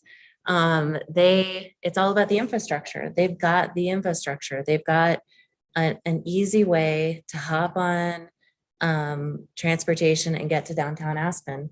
So if you're visiting, if you're buying a condo in downtown Snowmass, it's right there in the advertising material that you're not getting a parking spot. If you're not okay with that, don't buy this unit. So it's going to attract the right type of buyer, the right type of resident. So for me, I kind of cringe at putting it on the workforce as well. I think that it's all about the overall density of a project. Certainly some developments are 100% workforce. And we should review them and approve them accordingly, giving them the density bonuses and giving them the parking bonuses exactly the same as we would any other downtown development. Land is our greatest asset. Seeing it gobbled up for parking is, a very archaic idea. We want to attract people that want to live a different type of lifestyle. I'm making this up. I don't know this for a fact, but I'd be willing to put money on it that the type of person that travels to Aspen is not necessarily renting a car. You can easily, if you're staying downtown, walk around, get to the ski area, enjoy the town car free, no problem. And I think we want to aspire to that really over time. Let's see. Right-of-way parking can be problematic. Yes, Peak One has issues. Yes, behavior needs to change. I will defend our neighborhood though, that, we would not have the feel of our neighborhood nor the density without narrow streets. And are we going through some growing pains? Absolutely. Will some people, choose a different lifestyle eventually? They might have to. If they want 4 cars and teenagers with cars, it just doesn't work, and it is a lifestyle choice and it does cause some conflict within our neighborhood, but we're working that out. I think we're all aware of it and we're working our way through it. And it's a privilege to live there and be able to buy a house at a reduced premium. So I just wanted to note that. However, we cannot allow on-street parking in a place like Peak One. It just doesn't work. And so we need to be very thoughtful about where it's allowed, institute a permit system. People will bend the rules. We see it all over town. We see it in our neighborhood. Of course, they absolutely will. Anything we can do to avoid that. Regarding parking opportunities, I'll just go back to, it starts with the infrastructure. If a developer, I don't care if you're a workforce developer, a regular developer, if you can demonstrate that these units are viable and livable, and there's infrastructure to support a walkable lifestyle, just as you would with, I'm sure you're familiar with LEED neighborhood design. You have to demonstrate how walkable your neighborhood is and where the transit stops are. If we can implement that in a code and a developer can actually demonstrate that, hey, I've got a shared parking agreement with the church next door or whatever, then hey, have at it, reduce your parking. But if they can't demonstrate that, no reduced parking. So I think there's, my final thought is that we don't necessarily have that infrastructure right now. And with the complete streets, I think the huge conclusion here is let's bring back the flyer. Let's do that fast. That is essential to a walkable, sustainable community. Without that infrastructure, we can't achieve this reduced parking. And so let's move forward on all fronts so that we can get to where we want to be. No, I would comment too, we know the competition pressure that is going to exist to live in Frisco units once they're developed. And, you're going to have big number, 2, 3, 4 people vying for any unit we develop. And I think just like you said, we develop the one that doesn't have a car with it, we're going to get that person. And I think that's really important to understand. And then you start to develop a population base of people who can demand these mobility options.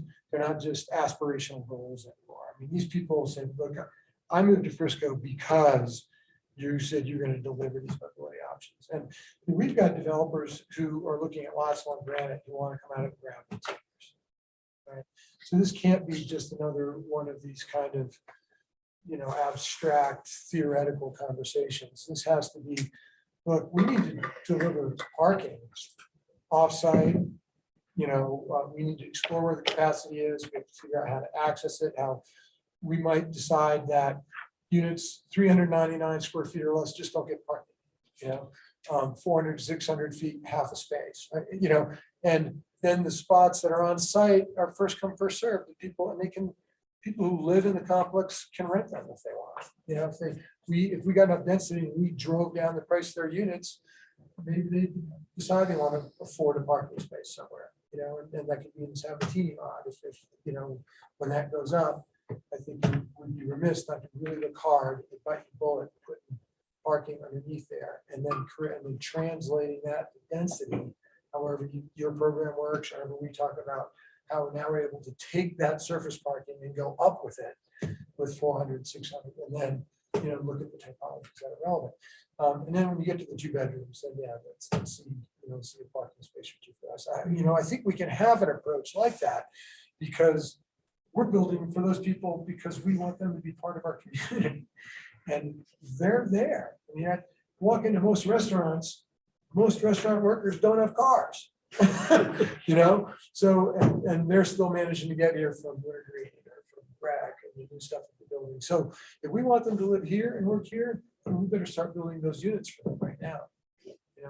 So and we want to meet with developers in the next 2 months and provide that direction. I think it's really important.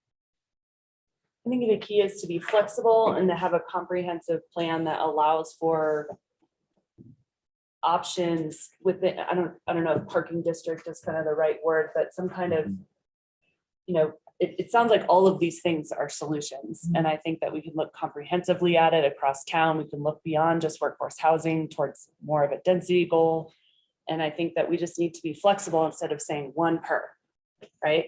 Like that locks us in a box that we can't get out of. And it's not who we want to be. Okay, so it sounds like I got some direction here. One, find a bus and institute the Frisco Flyer. No, but I think certainly there are a number of options and some of those are explore. I mean, we've got this new ride sharing economy. Is there a transit option for that? Can we do a car share with the development? So let's say we did 619 Granite and we said, hey, you know what? We're setting up a shared car where we have three cars for 6 units that can just share this when they need to go to the grocery store. Zip car or something. So yeah. there's a number of different options that we can look at.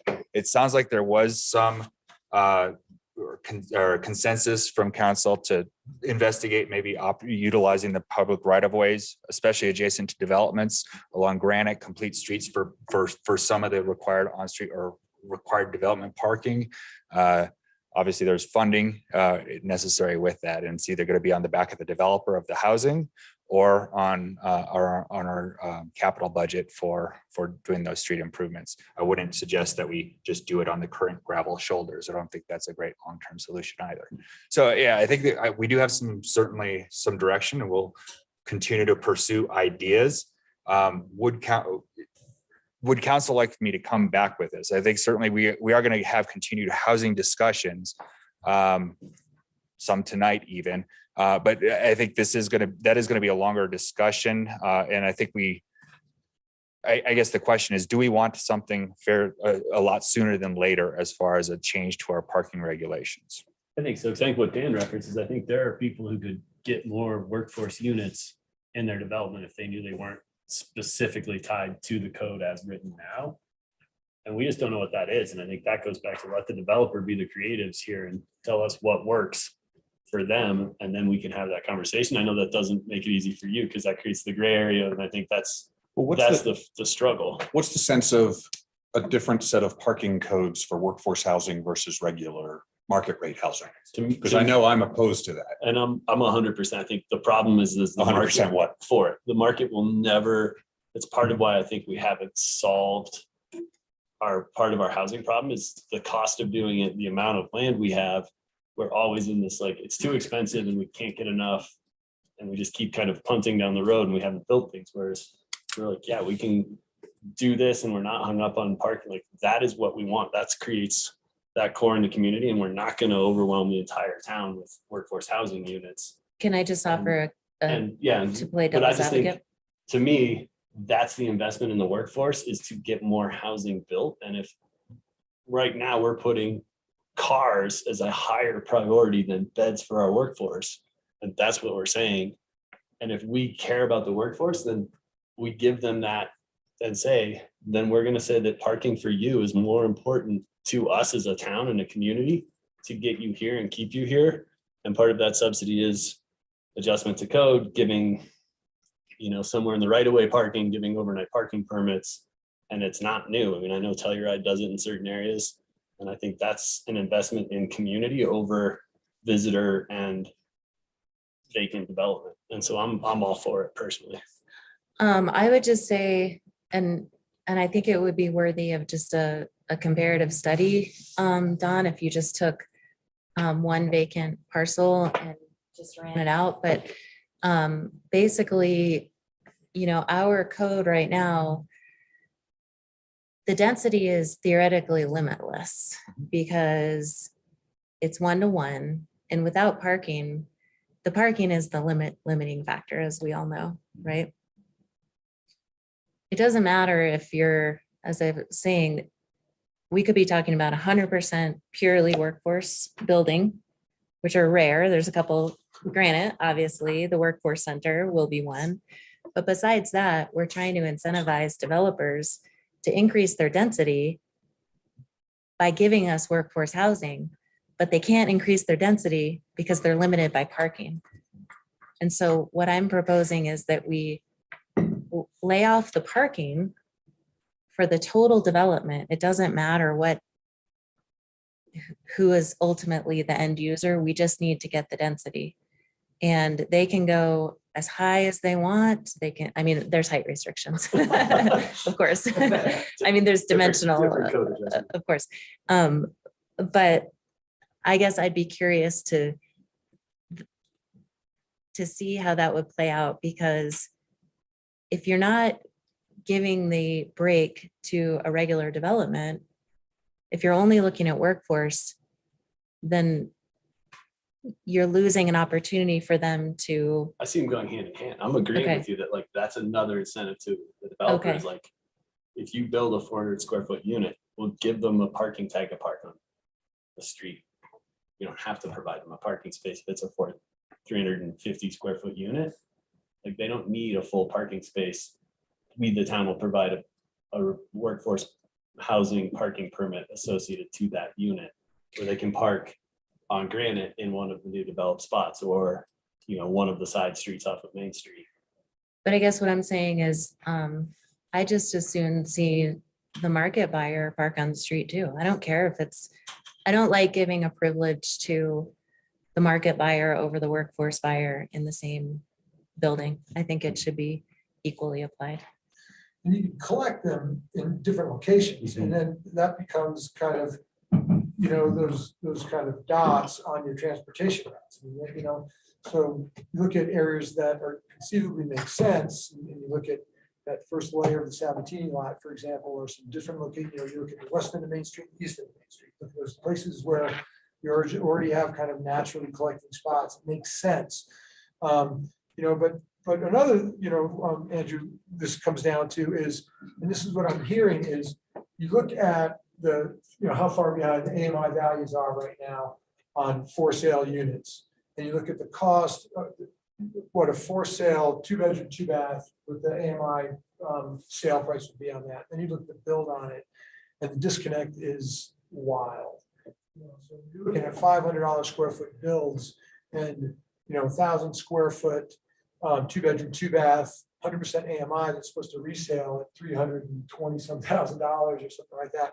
And you can't build it for 600 grand, you know? So this is where we have to kind of figure out ways to come in and either make those projects pencil out, or it's going away faster and faster every day.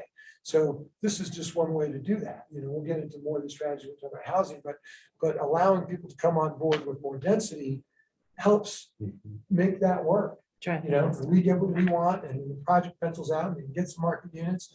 And, you know, then the last piece we talk about strategies is, if we're 2 years away from implementation of Complete Streets on Granite, and that was one of the questions on that is, what is the implementation? How soon do we can parking deliver on Granite? How does that work? How does fee in lieu come into play? Knowing the cost of dirt and the cost, you know, the rapidly escalating price of developing anything, including probably a parking spot. Can we come up with a fee in lieu number now to put in front of developers now and start to bank that? Because that's going to put pressure on future council to really look hard at, like, hey, we're banking money. Maybe there's another strategy, revenue collecting strategy, small sales tax or something like that. We need to get Granite done. You know, so if we're going to get Granite done 3 to 5 years, you know, where's that revenue going to come from? Let's, you know, we need parking, and all these things need to come out of the ground in 3 years. It all has to kind of happen together. How does fee in lieu play into that? And there certainly are places that have done a fee in lieu for parking, and we could certainly take a look at some of those examples. We can calculate how much does it cost to build a parking space in the town right away? What does it cost for a structured parking space? These are all costs that we can find out. I think the purpose here is, what is the appetite? I think certainly, I mean, if we're looking at building out all the parking spaces in the Complete Streets plan, first of all, we'd want to count up what the number are, so we know what that number is. I think it might be a smaller number than we might be anticipating. I don't think we're creating 300 parking spaces as a result of that. So I think we do want to do a little bit more analysis, but it's also going to be a several $1 million project to develop all this parking in the right of way.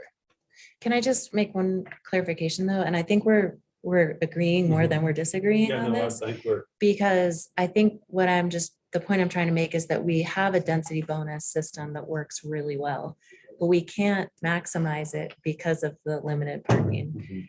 But it's tied to market rate units. And so I would hate to not recognize that by only looking at the workforce units. And so I just wanted to make that clear because I'm sure you see what I'm saying, but Oh, yeah, absolutely. Yeah. you know, I just don't want to only focus so much on the workforce units that we're, you know, there's a bigger picture here too.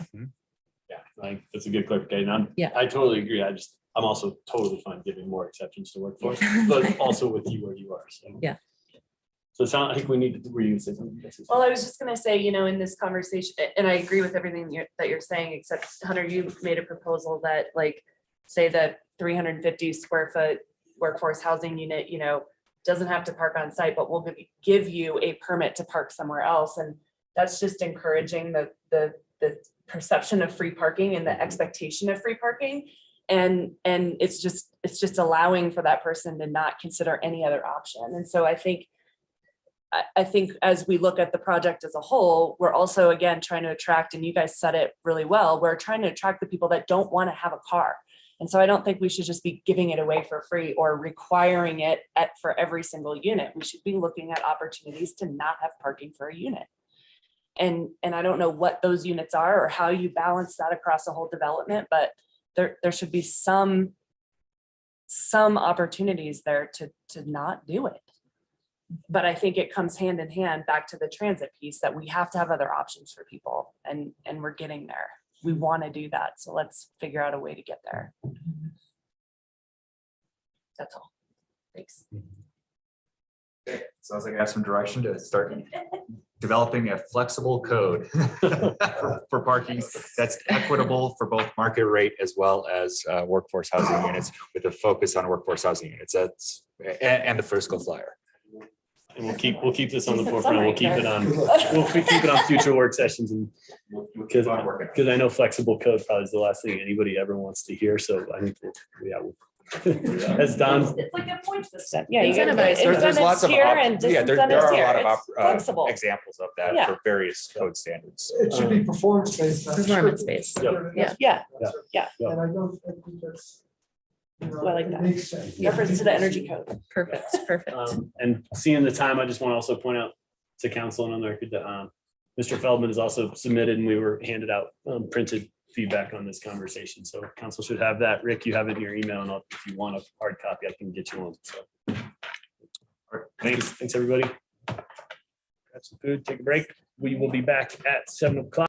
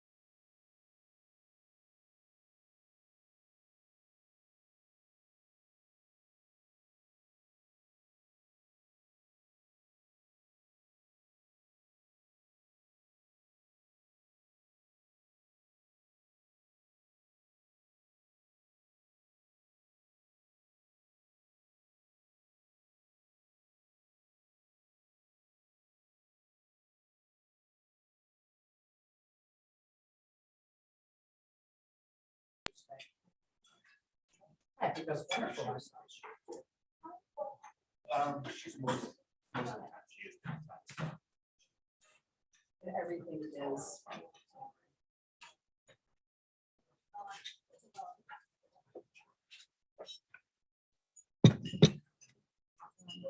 So what was behind the decision to announce bails open until May? Just makes people feel better about the conditions. Maybe. Keep them booking.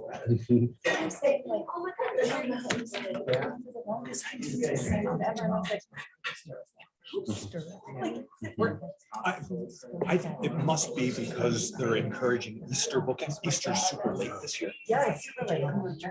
We are. So- But I think that might have something to do with it.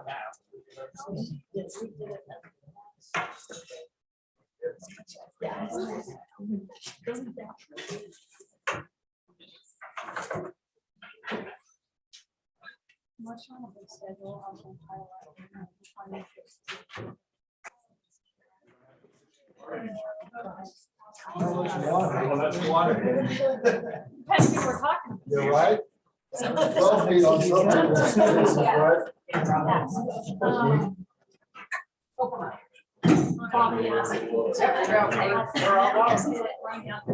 Back and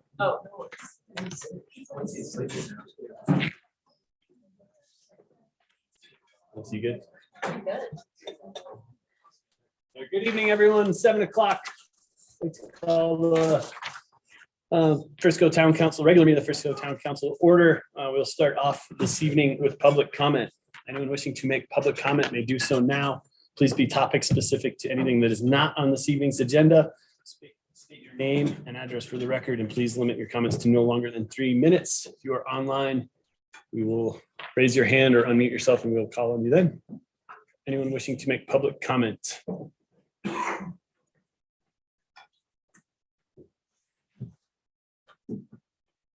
Are you seeing anyone online? for I'm public not comment? seeing anybody online. Public comment, I will close public comment and open up for mayor and council comments. Comment I would like to bring forward on a future meeting, discussion on grants and potentially hiring some outside grant writers to pursue some of the federal grants that Mara has provided for us, and to see what direction we're going to go in, because now is a very important time to be able to see something come to fruition there. Can you Thank you. get that for next agenda planning meeting? Other council comments? Briefly, real quickly, it was sad to see that ice was closed this week. Yeah, I know it was a tough season, a tough sled, as they say. But I got out there plenty of times and had a lot of fun. I appreciate the work that your guys put into it to make it accessible. And it really showed the promise, not just of, I think, maybe ice without location. I think, and I hope this conversation is had again next year. But to me, it really just, again, points up the desire in the community, the viability of the community of a good sheet. It's about. You got a couple more meetings, Tanner. Run with it. But, for good refrigerated ice, it's just tough to get out there on a nice, beautiful 36-degree day, and you can't do it because it's too hot. For Frisco not to have that many in places that really showcase their natural beauty and their hospitality. There's a lost opportunity, but you guys worked hard out there, and I know how much work it is, and I appreciate the effort. It was enjoyed by many people.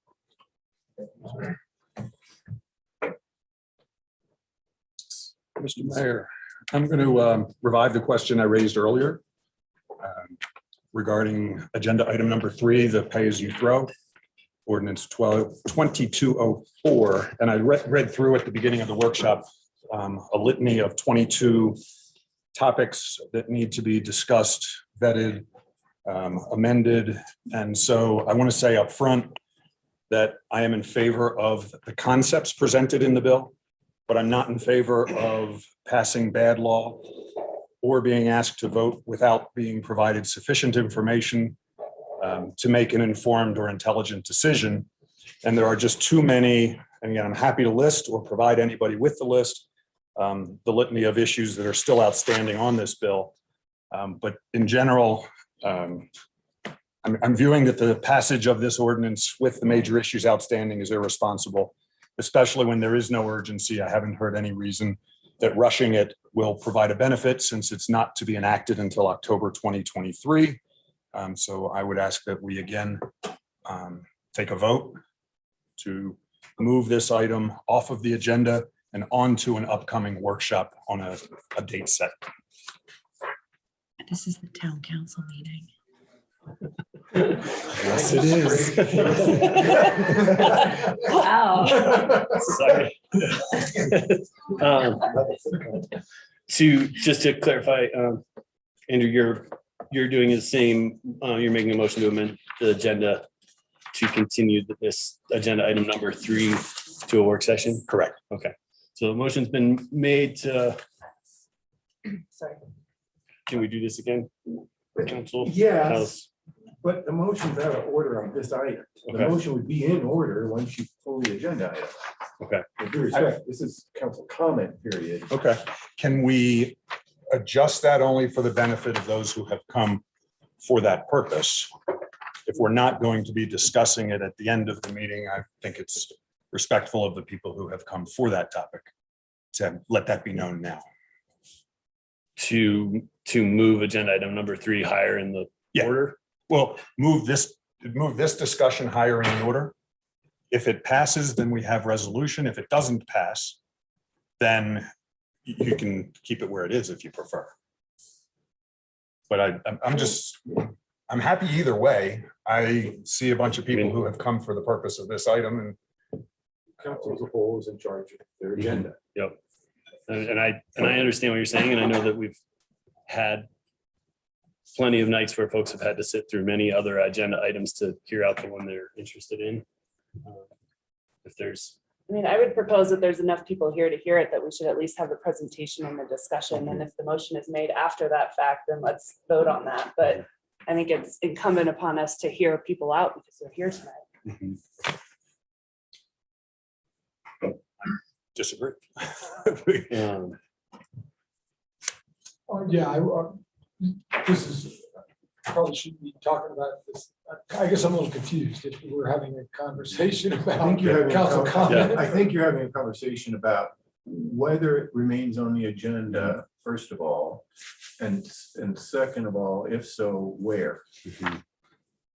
So at this point in time, I would prefer, we had the vote on it earlier to continue this to a work session, and that vote did not pass. And I think looking at the first 2 agenda items, I think one will be a slightly longer conversation than the other, and I think we will get to this in a timely manner. I'd be in support of not adjusting. And the reason I've the raised it agenda. again is because Councilman Incan is now in session. At this point, I'd be in favor of moving forward with the agenda as is and not doing the agenda adjustment.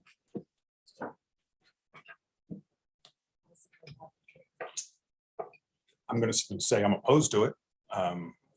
I don't know how anybody else feels. But I'll raise it again. You tell me when the right time to raise it is, and I'll raise it again. Is that a motion to amend the agenda again, or should we wait, or is we kind of past that point? I guess it's I'll say again, I think the order of the matter is at the discretion of council. If the council as a whole would like to move the item up, then I think that's fine. You can, you are in charge of the meeting with the consent of the rest of the council as to the agenda.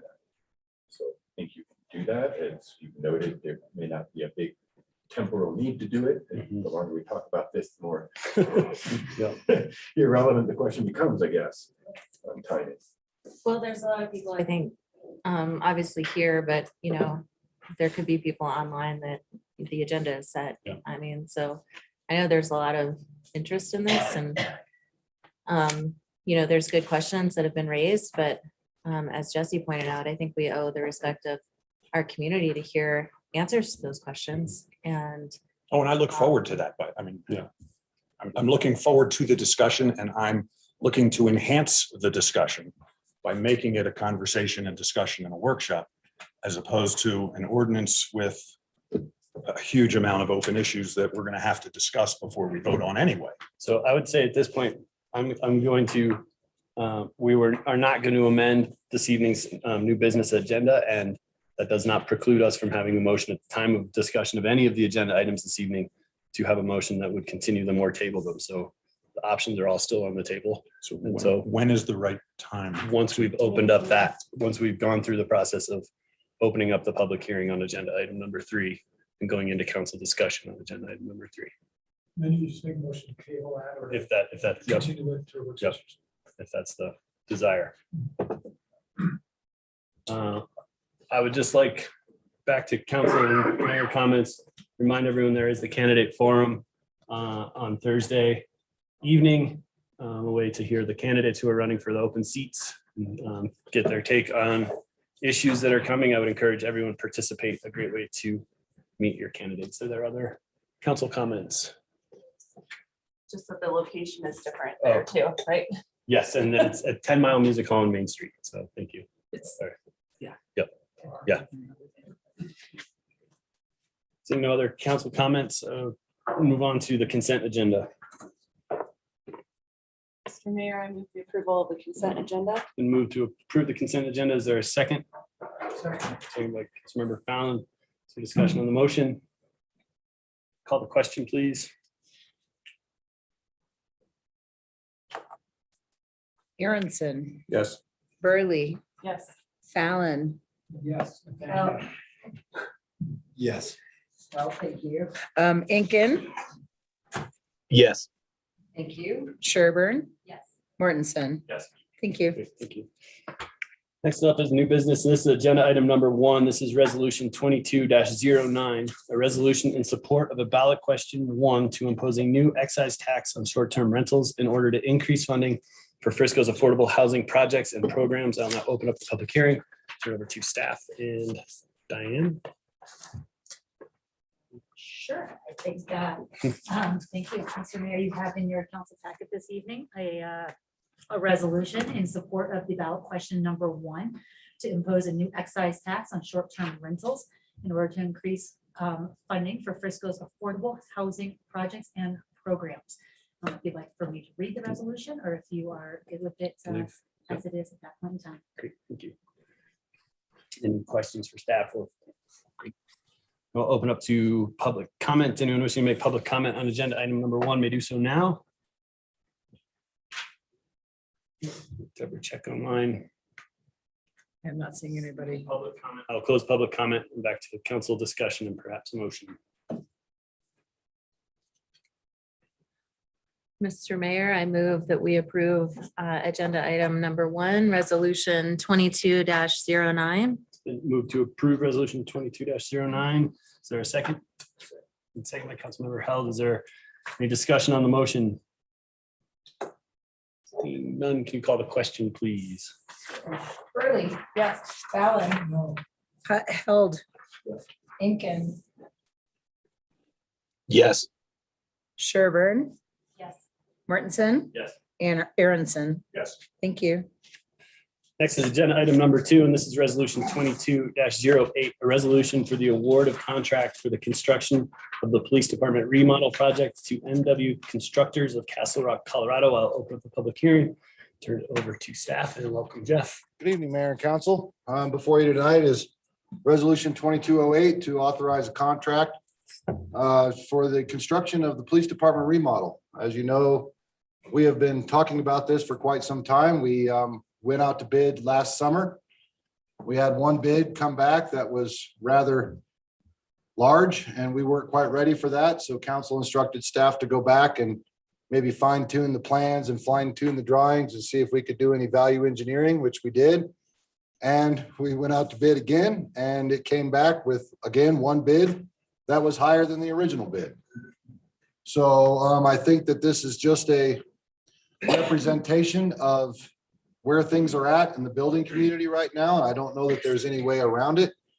I think that we can still find ways, the chief and I can still find ways, should this project go forward, to find places that maybe, I hate overtaxing my staff, but we can find ways that maybe town staff can do some of the work, some of the things that need to be done in there. But I really believe that if we continue to push this project on down the road, it's just gonna cost more. I don't see prices dropping to like I say, BC, before COVID. I don't think that those days are coming back anytime soon. So I'm open to any questions, any concerns. As you know, this company that did put this bid did the work at the Public Workshop. They're a good company. We worked very well together. We kept that project at budget, just a little bit under, I think, not too many change orders. So I'm confident that we can do that again with this company. Any questions for Jeff or the chief? Regards to the remodel? Sorry, I was just trying to, what's the project timeline look like? Well, we were hoping to start construction in May. And the demolition, if we go for the full price with that one bid alternative to do the demolition at night. So we're not affecting those that are working here in town hall during the day. I'm hoping that we can start construction in May and be finished hopefully September, October. Being that it's inside there, weather's really not a factor. We already have all the utilities. We're just basically ripping out what's in there and creating a new shell and building within that shell. Questions? Rick, if you have questions, you're just gonna have to jump in because I can't see online. So just. Yeah, no problem, guys. So Jeff, I just had a question as far as displacement of police department operations. Do they have to vacate in its entirety at any point? No, sir. What we're gonna do is we're gonna phase this project and we're gonna divide the police department off in two sides, basically. We're gonna build a door so that this police department has a secure area to work in while the workers are working in the other area. And then we'll slap over to the other side and get the work done in there. My guess is that the first phase will be in the Sallyport where all the concrete demolition has to happen. We'll get all that done first. And then the police department can move their squad room over to that. And then we move over to the existing police department and get that work done. And of course, that'll be done in conjunction with chief and make sure that goes smoothly. Super, thanks for that.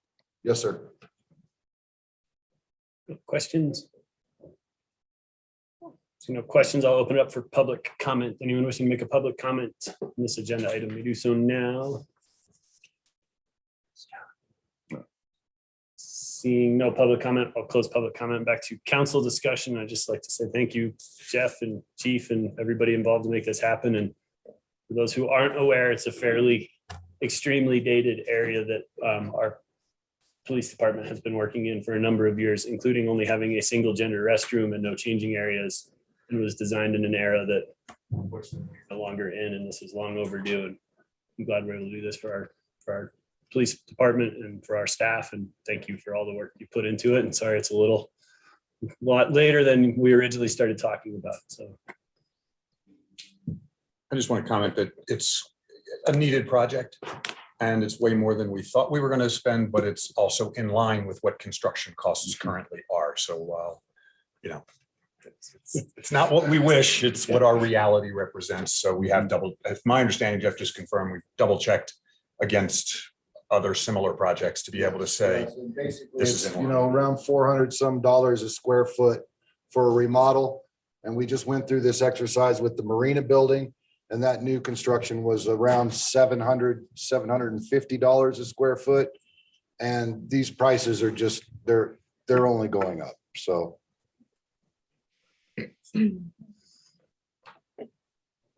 please go for it. Mr. Mayor, make a motion that we approve resolution 22-08, resolution of the award of the contract for the construction of the police department remodel project to MW Contractors of Castle Rock, Colorado.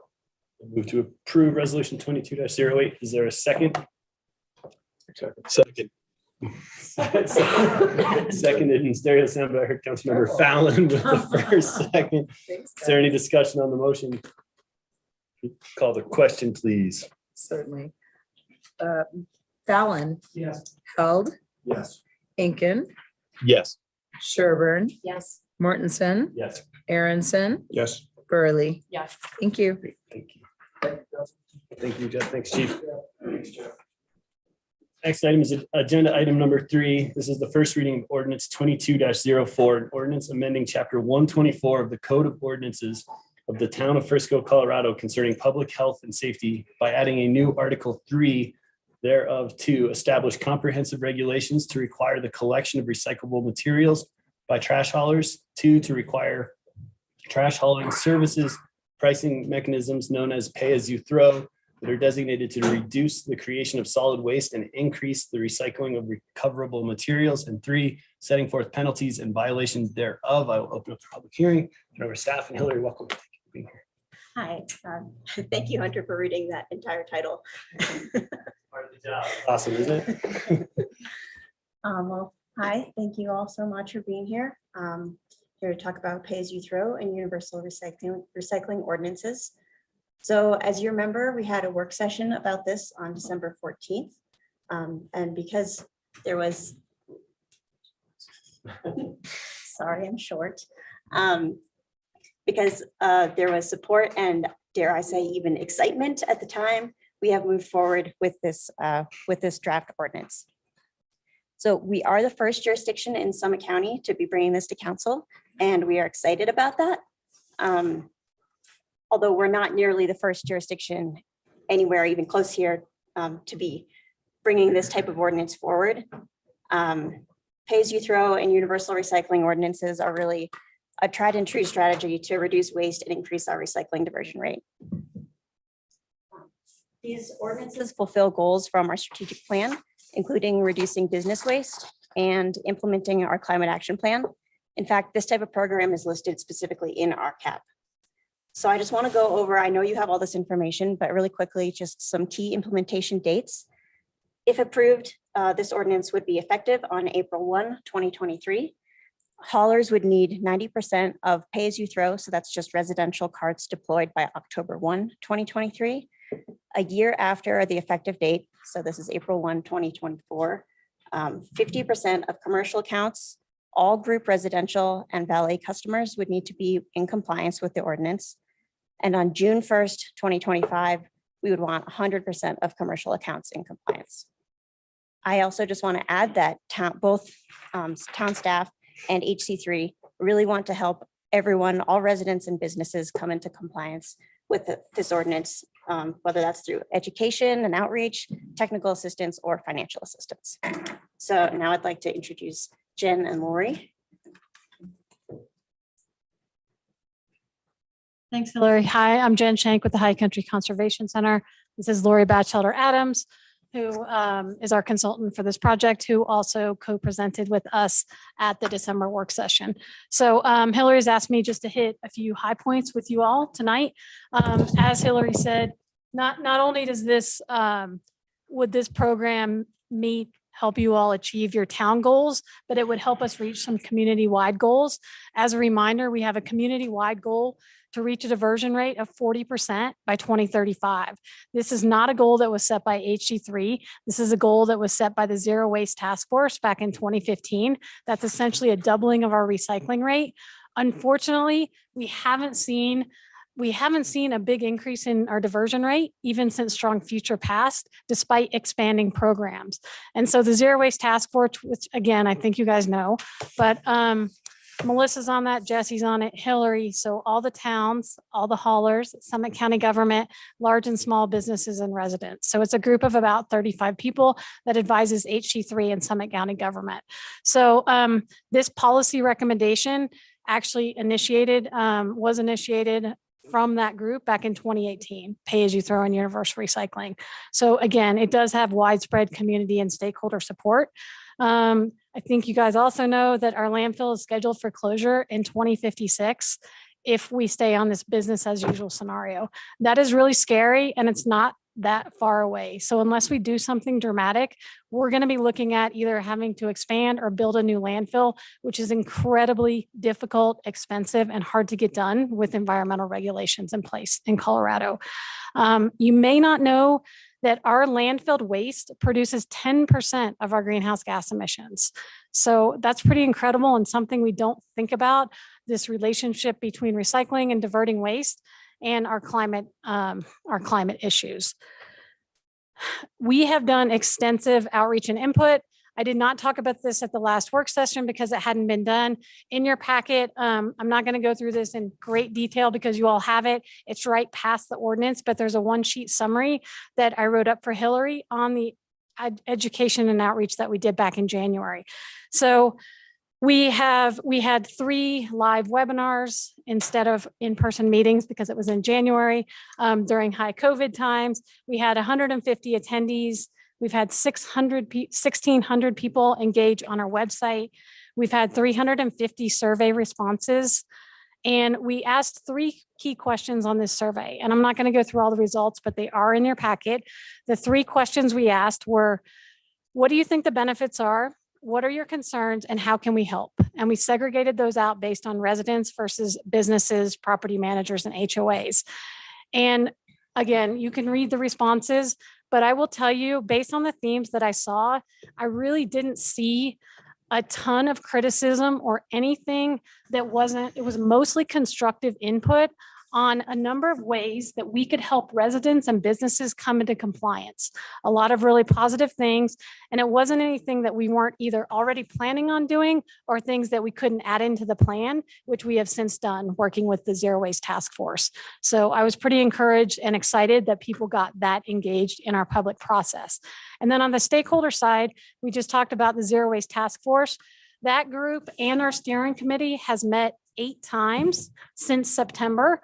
And in fact, there was a ton of pre-work that was done in Breckenridge a few years ago. A couple of people in this room, a couple of people sitting behind on council were also involved in this. But this is something that we have been talking about for years and really put our heads down back in September and have worked on this. We've also met individually with each hauler twice for most of them. So we've had 7 one-on-one meetings with Lori, me, Scrap, which is Summit County government staff, just to really listen to hauler concerns since this will affect their business the most. And we have made changes to the ordinance and to the implementation plan based on that hauler input. And then finally, as Hillary already said, this is not a brand new policy. This has already been implemented in 7,500 communities across the US. It works. There are many Colorado communities who already have this in place, including towns much like ours, Vail, Durango, Pitkin County, Aspen, and more. And they are seeing diversion rates that are 35% or more. So I truly believe that we can get our diversion rate very close to that 40% within just a few years if you all adopt this policy. And finally, I would love to see Frisco lead on this. So I so appreciate you all considering this tonight as both a resident and someone who is running a nonprofit in this community. Typically, Breck or Summit County government does lead on environmental initiatives, and I am super proud that you all are considering this, and I believe it will create a lot of momentum and help Summit County government and Breckenridge adopt this year, and I'm hoping the other towns will also follow suit, and we can get this adopted across our entire community. So thank you. Staff, or you- Questions? Question, all right. I will open it up for council questions, but just to clarify, not discussions or motions at this time, just clarifying questions, and we'll get onto that in council discussion after we open it up for public comment. So, Andrew, you want to? 2 questions. One is all the data that was referenced from the surveys I don't have in my package. I don't know where it is, but I can't find it. So is it there would be my question. It is, it's in my packet. Where is it? Right after the board, page 197. I'm there. Pay as you throw. And you are outreach summary. Right. But that's just the summary. You had referenced the survey results in the comments. Oh, Sorry, that is the summary. It wasn't multiple choice questions, but I do have a little bit more of a summary, but it was just themes. You had referenced details of the data, and I just wanted to make sure I'm not missing something. Okay, the other one is the haulers, have the haulers or anybody else for that, has the ordinance that we're being asked to look at tonight that FAD drafted been distributed to the stakeholders? Yes. Sorry, I didn't know who you wanted to answer. My understanding was y'all were working off of a draft. Yeah, you can. yeah. We just saw this for the first time on Thursday. Yes, sir. So the haulers have reviewed this ordinance. They saw a draft, which has since been updated with hauler input. And several members of the steering committee have also seen the draft and went through several iterations before it got to council members. And it went through, in your case, the town attorney. Of course. Jive with what you understand? I don't know. Okay, I just. I will say this ordinance has been drafted to be substantively identical to what was presented to Summit County as their regulations, with the exception of where names had to change because we're the town of Frisco and they're the county of Summit and they have a county manager. It is substantively identical. Okay. Definitions, requirements, I should say identical. We have open questions on penalties because each jurisdiction has its own penalty provisions and processes. So there's open questions there, but frankly, I think that was anticipated as being different. But other than that, it's identical. Okay. So if they've read mine, if they've read the counties, their comment shouldn't be different. I guess would be my point. Other questions? What level of countywide adoption compliance do you need to get for this to be viable from a whole perspective? We're the only, if we lead the way. Right. And end up being the way. And no one else really comes on board, or they do based on different time constraints or schedules. How does that affect hauler operation? Yeah, it's a great point. So the town of Vale over, well, you all know it's in Eagle County. So the town of Vale is the only jurisdiction within Eagle County that has pay as you throw in effect. It absolutely works. They have doubled their diversion rate from 9% to 18%, which is probably a little bit more than we can expect based on other communities. But they've had fantastic results. In terms of haulers, I think the haulers do have concerns. I don't think the haulers like that just one jurisdiction, a small town in all of Eagle County has this adopted. But in terms of it working and the town of Vale hitting their goals, it has worked. So I absolutely think that it could still work in Frisco, but we certainly hope that this year we get Breckenridge, Summit County government, and the town of Frisco at least to adopt this ordinance. And then I believe we'll have critical mass because as you know, unincorporated Summit County has over half the residents in Summit County. I think it's like 57% of the residents. So I definitely think with those three jurisdictions adopting it, and someone has to go first. It can't possibly be on the agenda, especially not in Frisco and Breck, you all meet at the same times. We've had that happen. It's impossible to be in two places at one time. So someone has to go first. But yes, absolutely would love to see it in three jurisdictions. And I think the haulers would be very happy with that. But to answer my question, I guess, if this certainly puts additional strain from a reporting standpoint on the haulers, and must be in Eagle County because they're going to report. And again, another assumption is that the Vale ordinance is substantially similar, I think, from a reporting requirement standpoint. They would be incurring costs because they're pursuing two divergent reporting schemes. But okay, that's obviously their problem. I don't think the reporting requirements are super onerous. It's biannual reporting. If it was only the town of Frisco and not across the entire community, the haulers would absolutely be estimating more because they do cross jurisdiction lines All right, well, with the I same guess truck. Ultimately, that's their problem, I guess, at some point, but it wouldn't lead any to not participate from a hauling perspective to say, well, we're just not going to. You don't anticipate that.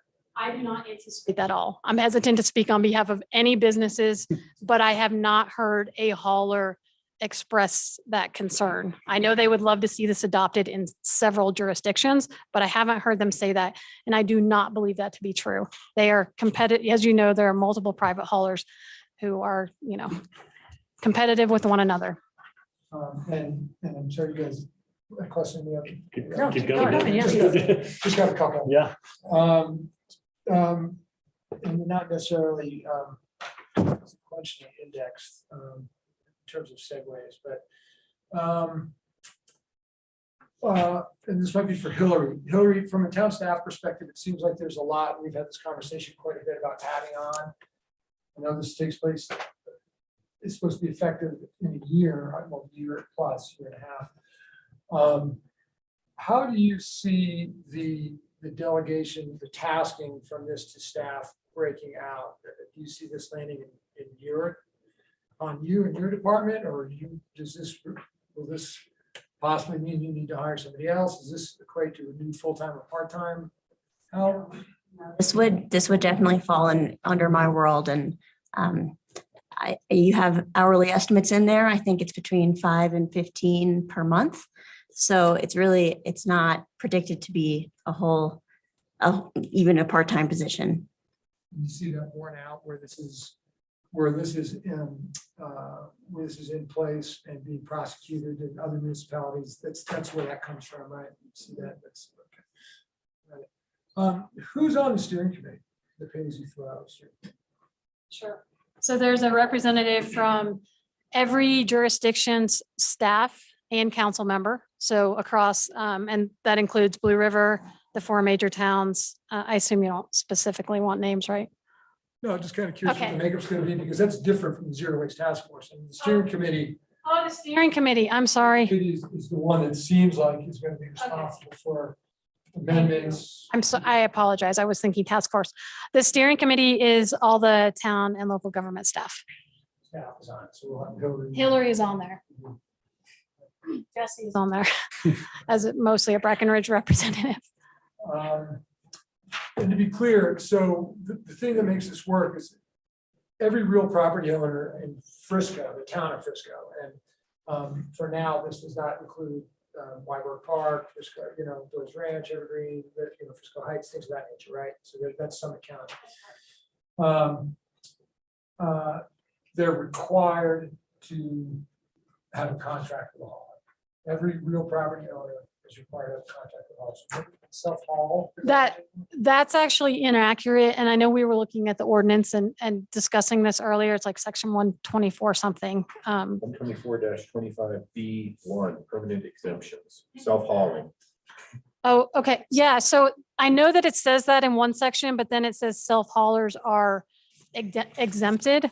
So as to how those two things interface with one another and whether there needs to be a change, because in one section it does say what you just read, Dan. And in another section, it says self-haulers are exempt. Absolutely, the intent is that anyone who self-hauls their trash is exempt. So if something needs to be rewritten, I'm not the expert on that. But he's sitting over there. Since you're there, Dan, because that was one of my questions, Thad, can you elaborate on that? 124-25 is at the bottom of page 5 of the ordinance. Citing the new section of code 124-25, part B, permanent exemptions. The following individuals or entities are required to provide application to verify eligibility for this exemption, provided that all recoverable material is delivered to a qualified facility, right? So my understanding is, the way I understood this exemption is that you are exempt from the requirement to have a contract with a hauler. And of course, we know what that contract would look like from the other requirements of the code. If you self-haul, but that does not exempt you from needing to separate your trash from your recyclables as you self-haul. Correct. Yes. So you are exempt from the requirements of the ordinance, which is have a hauling contract. But if you self-haul, but you're not exempt from separating your own recyclables and trash and delivering the trash to the appropriate part of the dump and recyclables to a qualified facility. But no one's enforcing it. So if I'm taking the bag of garbage to the landfill, it's not like someone's there checking it out. That's correct. So there's no enforcement. That's correct. Intent is education and support. I've been scrolling through and trying to find it. What is the STR accommodation that's in here? What is that? Right, it says, I believe. Lori's going to correct me if I'm wrong. That for a building that has 70% or more of short-term rentals, that they basically have a temporary extension where they can have 25% recycling as a volume of their trash instead of 50%. It gives them a couple extra years to come into compliance. And the reason for that is because I've had several phone conversations with property managers and just talking about the amount of recycling that they already have on site and that the recycling's not quite getting full. And so we've talked about ways that they can further inform people in the building that recycling's there. And everyone who I've talked to who has done that, who've been doing this for a long time, property managers and HOAs, have said over time recycling increases. But we're trying to avoid somebody having to have a bunch of toters right off the bat and then recycling toters, the 96-gallon bins, and then them just sitting empty. So we were just trying to give them a little bit more time to come into compliance. And part of that, and I'm a little all over the place, but as part of the education outreach, going to be point of sale for ostensibly for our out-of-town guests who are, where do we start to introduce them to recycling? No, it's a great question. Would love to see that. I know we've talked about incorporating some of this into the short-term rental licenses. I understand that's not the short-term renter, but it's the homeowner. So I think we'd absolutely like to start there.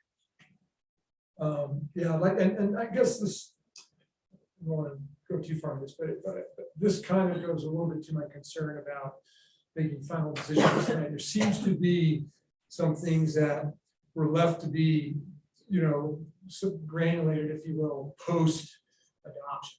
That in my world ought to be pre-adoption. And you're talking about implementation budgets, and outreach strategies and things of that nature, things that help me, because again, I spent a lot of time at the landfill the last 9 months. I really love that place now. But I know the bird's my name. But I don't think there's anybody here who doesn't support this and recognize the significant importance of it, but some of these, I'd like to see more of. I have questions about where did the idea of waivers come from, right?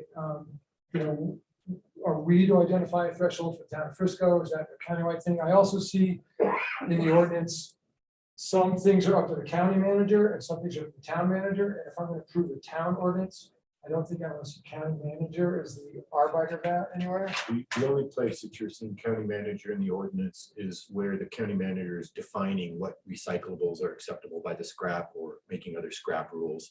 So it is He goes only, as an agent of scrap. sorry, There's an agent, he's the agent of. as the designated person who makes the rules about the scrap, All right. that individual needed to be referenced, but there is nothing other than that. Everything else is left to the town manager. Okay, so he speaks for the county in that regard.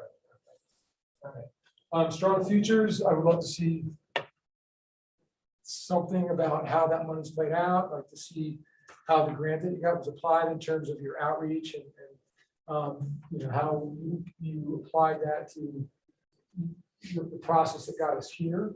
But strong futures, I want to make sure that there's money in there to how commercial accounts specifically, people who are looking at significant dumpster rehabilitation, renovation, construction, is there going to be money available for them? We do need to have conversation about enforcement. I'm curious what people are doing for commercial accounts in other municipalities.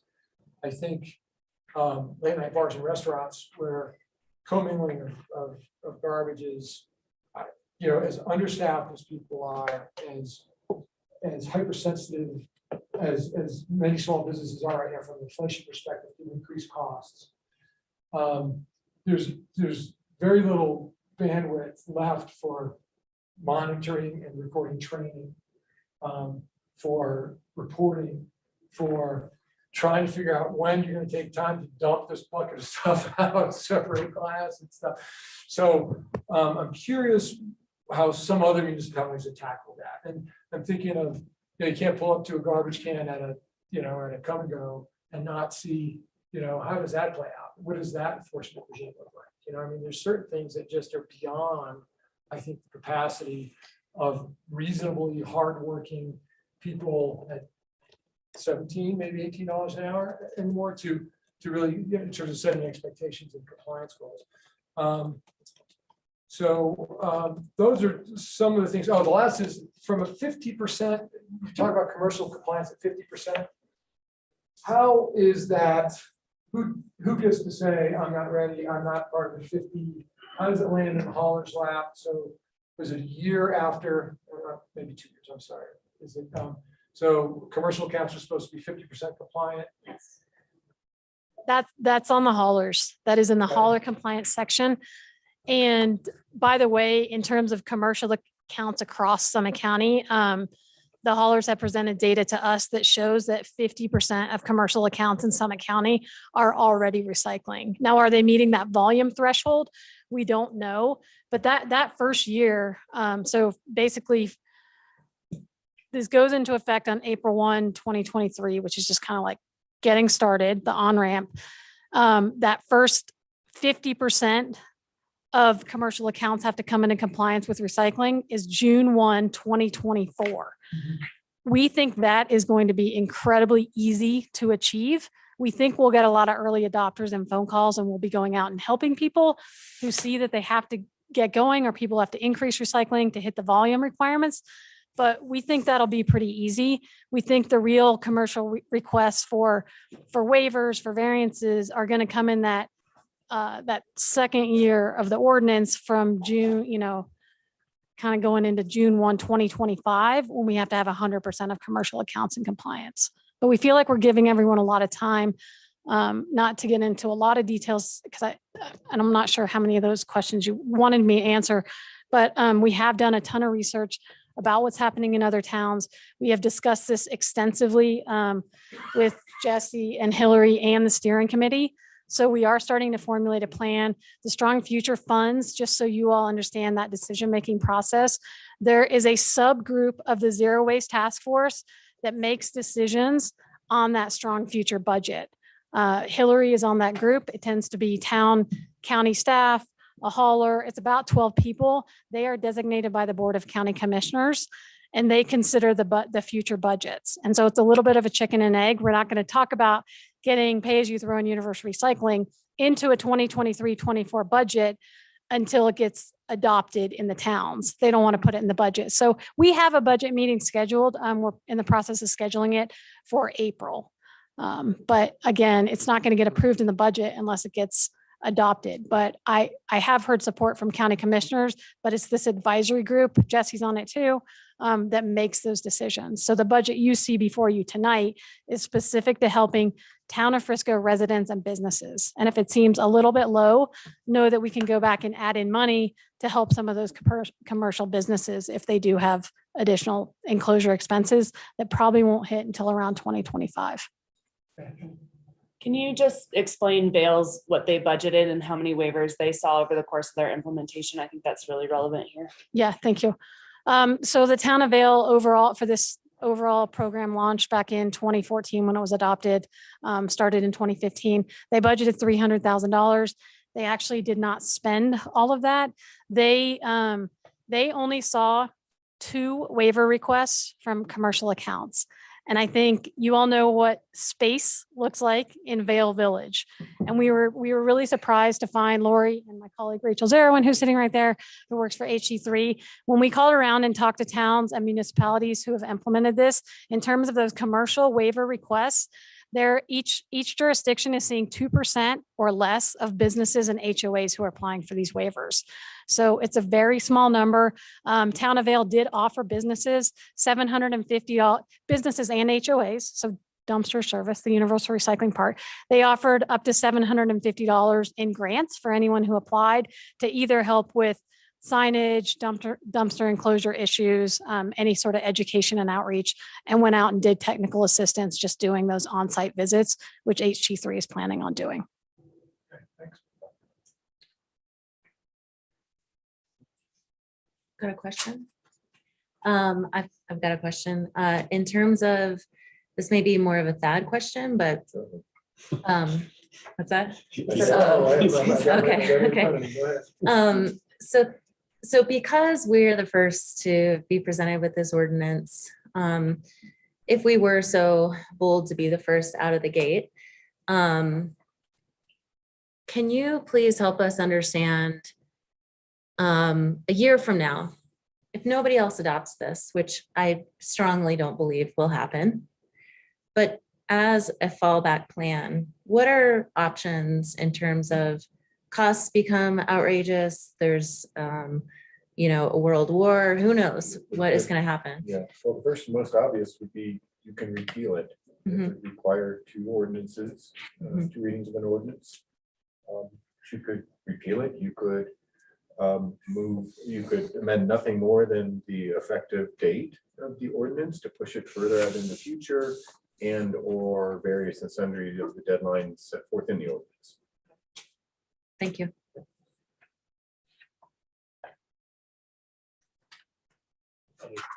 Questions?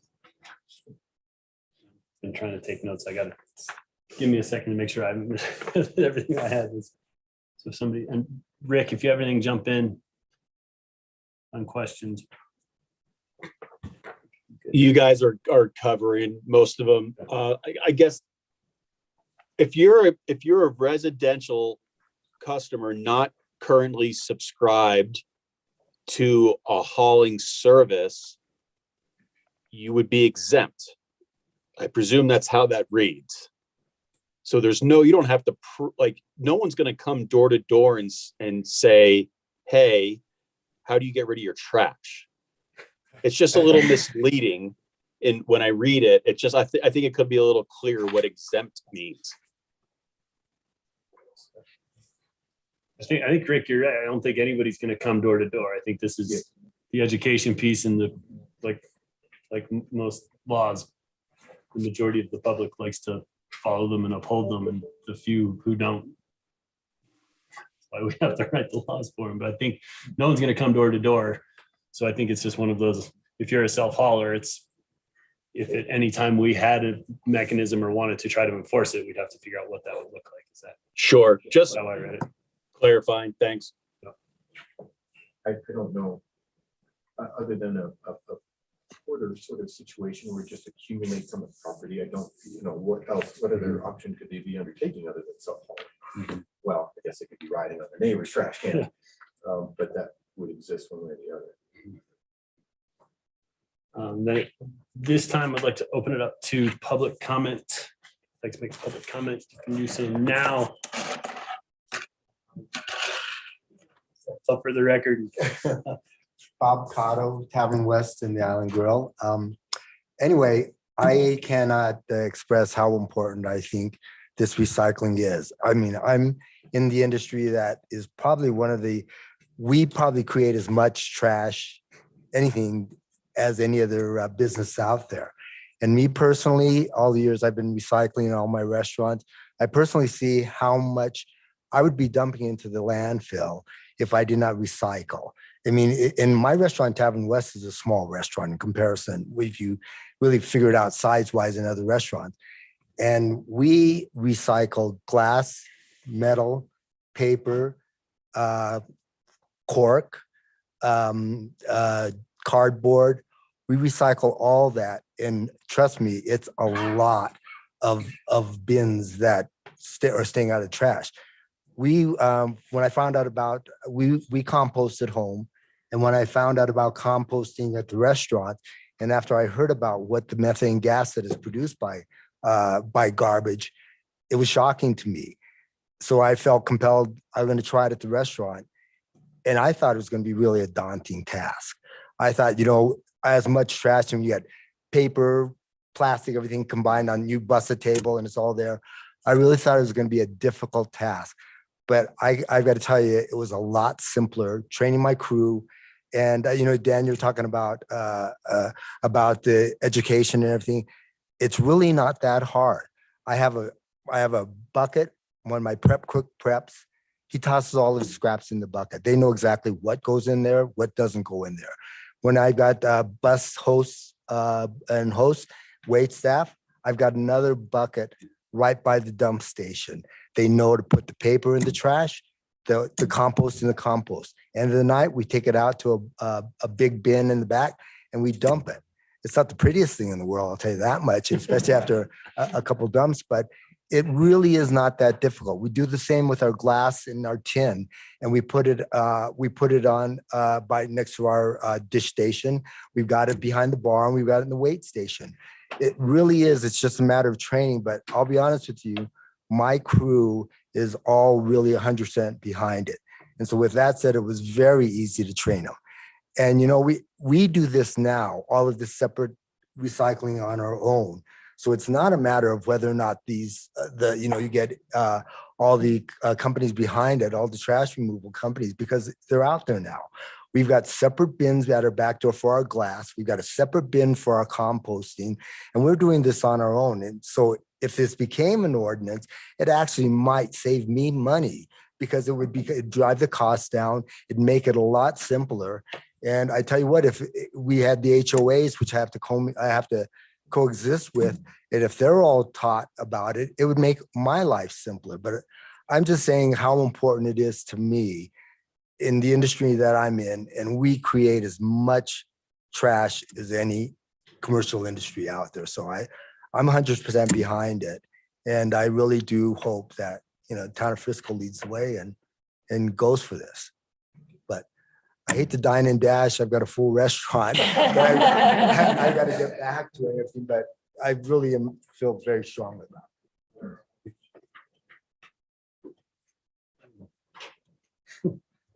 Another dine and dasher. Yeah, I'm gonna jump on Bobby's heels there to just reiterate everything that he said. Dave Axelrod, owner of Highside Brewing. We did this last year. We changed, we've been doing recycling, but we also adopted composting. Just reiterating what Bobby said, this is really easy. I thought it was gonna be onerous. It was super simple. We have the same thing, 5-gallon buckets. I haven't heard anything from my staff as to this being more difficult, had any pushback whatsoever. We've got a little bit more cost. We've had some great support from HC3 and Strong Futures in terms of training and grant money to make those changes. So I don't really see this being as an onerous thing for businesses. As Bobby said, it's the right thing to do. And yeah, I looked at it today. It's 0.2% of our gross sales is the additional cost. If you can't afford that, then you're probably doing the wrong things somewhere else in your business. Yeah, so just want to say that if anybody had any questions, I'd be happy to field those too. Exactly. Appreciate it. Jenny Hammock. I'm going to read because this is my third speaking arrangement for the day. But I own a sustainable business where I service events for minimal waste. I'm also a bartender over at Uptown, Maine. As an employee, I just got to say we're already recycling. And if we had pay as you throw, we could potentially just throw everything in one bin. It would be much simpler for the staff and might actually save us some time at the night. But I also wanted to say, that I've been living here about 13 years and I was shocked to learn that Summit County has a 20% diversion rate. I'm from Alabama and our diversion rate in Alabama is actually about 25%. So we're well below that, which is rather shocking for me. So I just support pay as you throw.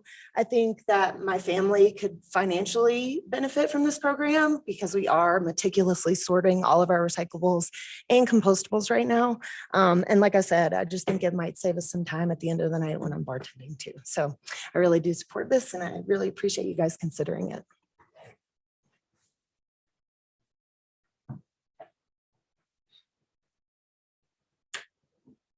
Good evening, everybody. I'm Jed Callan. I'm a full-time resident here in Frisco. And I have two observations on this. First of all, I strongly support this. One thing is I'm a self-hauler at the moment. I drive up to Scrap about every 2 months and dump my waste. I drive to the recycling center in Frisco more frequently than that, with my separated and taking up a lot of room in the garage bins of glass and paper and cardboard and cans. I do that because it's the right thing to do. I also compost. If we pass this, and I truly hope we do, and I hope we're first, I probably will join almost regardless of the cost, though it may in fact be cheaper. And here are two reasons. One is pay as you throw will require the haulers to do single stream recycling. They're not going to give you 12 bins, they're going to give you one.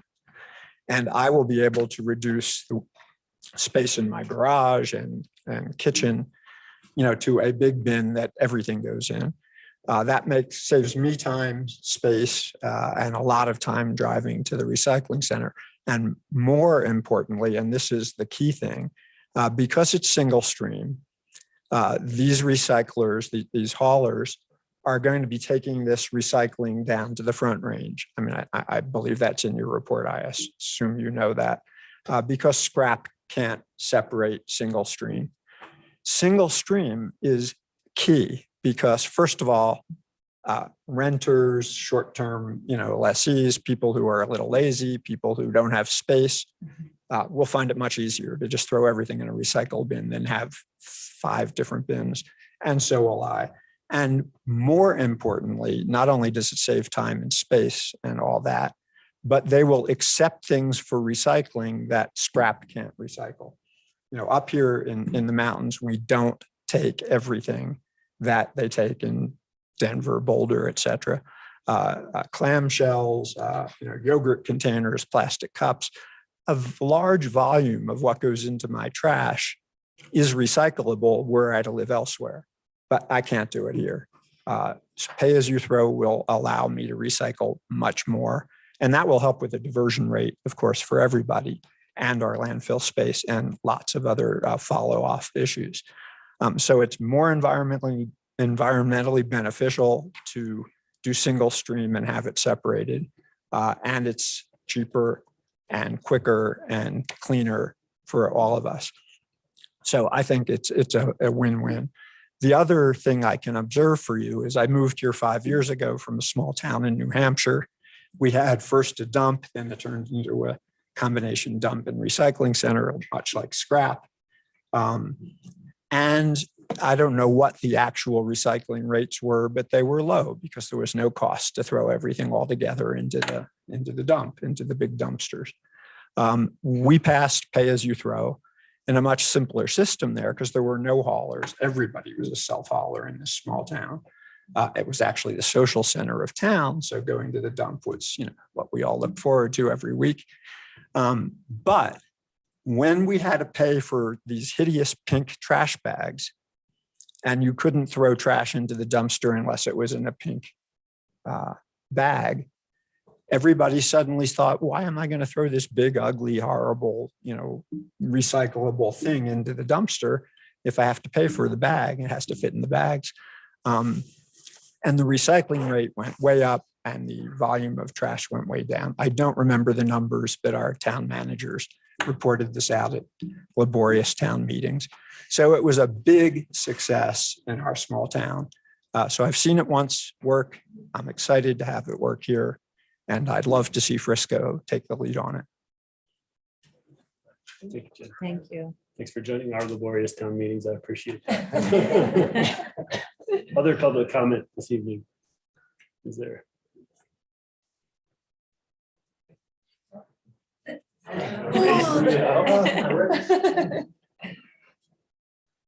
Good evening, council. My name is Michael Wurzel, and I've been lived in Frisco for 2 years and Summit County for 5 years.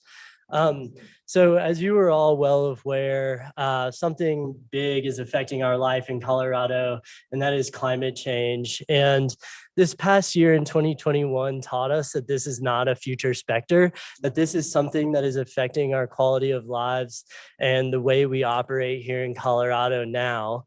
It is getting hotter and drier in Colorado. The last 6 months of 2021 from July to December were the hottest 6 months in recorded history. In addition, Lake Mead and Lake Powell are at all-time lows. So there's a lot less water in the West too. So, where am I going with this? It's that, as Jen mentioned earlier, waste is 10% of our greenhouse gas emissions here in Summit County. And we got that new number is actually an update from the original report where waste only represented 3% of our greenhouse gases. So we've seen as our waste increases, we've seen its percentage of our total emissions increase, and therefore it becomes a greater issue, and we need to reduce our greenhouse gas emissions associated with waste, and pay-as-you-throw and universal recycling is a great opportunity to do that. And HC3 hosted Dr. Rob Reed, who is a scientist from Utah, who said, what should be considered radical is a failure to act on climate, given the danger it could pose to our way of life here in Colorado. So I ask you all to do the unradical thing. The thing that I think everyone in this room sees is what we should be doing, which is recycling as much as possible and reducing our greenhouse gas emissions. So I ask you to support this proposal tonight and be the leader in the Summit County community. Thank you. Judith. Hello, my name is Josh Stewart. I am a born and raised Frisco resident. I grew up in cobblestone condos when the Summit County Recycling Project was next to the fire station there. So I grew up with recycling in my backyard. I'm now the general manager at Summit Suites. You might know it as the Faux Restaurant or the old Baymont. And I mentioned some of my history because now, 30 some odd years later, the drop-off sites in Summit County are more or less the same as they were when I was growing up. You collect the same stuff, you can take it, you can drop it.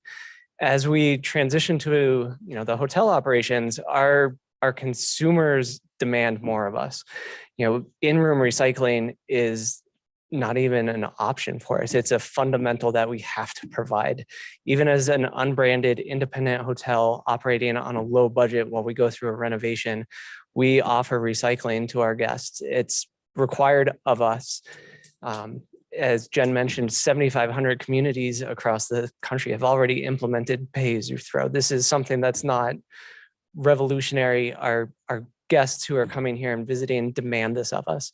We're pushing the envelope, exploring construction and demolition waste recycling and pushing it. This pay-as-you-throw recycling program, I've been working with them for 5 years. I think when Jesse and I first talked about it, it's old news for us. We've had to move forward. It's not pushing the envelope. It's the basics of what we have to meet. So I hope the town can help continue to push us. Summit County Recycling Project was awesome. It was a cool project that was pushing the envelope 30 years ago. And it's time for us to keep pushing and moving forward past that. It hit me, my son is 11 months old. So if he were here standing, talking to you at my age, our landfill would be closed. The conversation would be that the landfill is full and closed. So help him get to enjoy Summit County without another landfill. Thank you.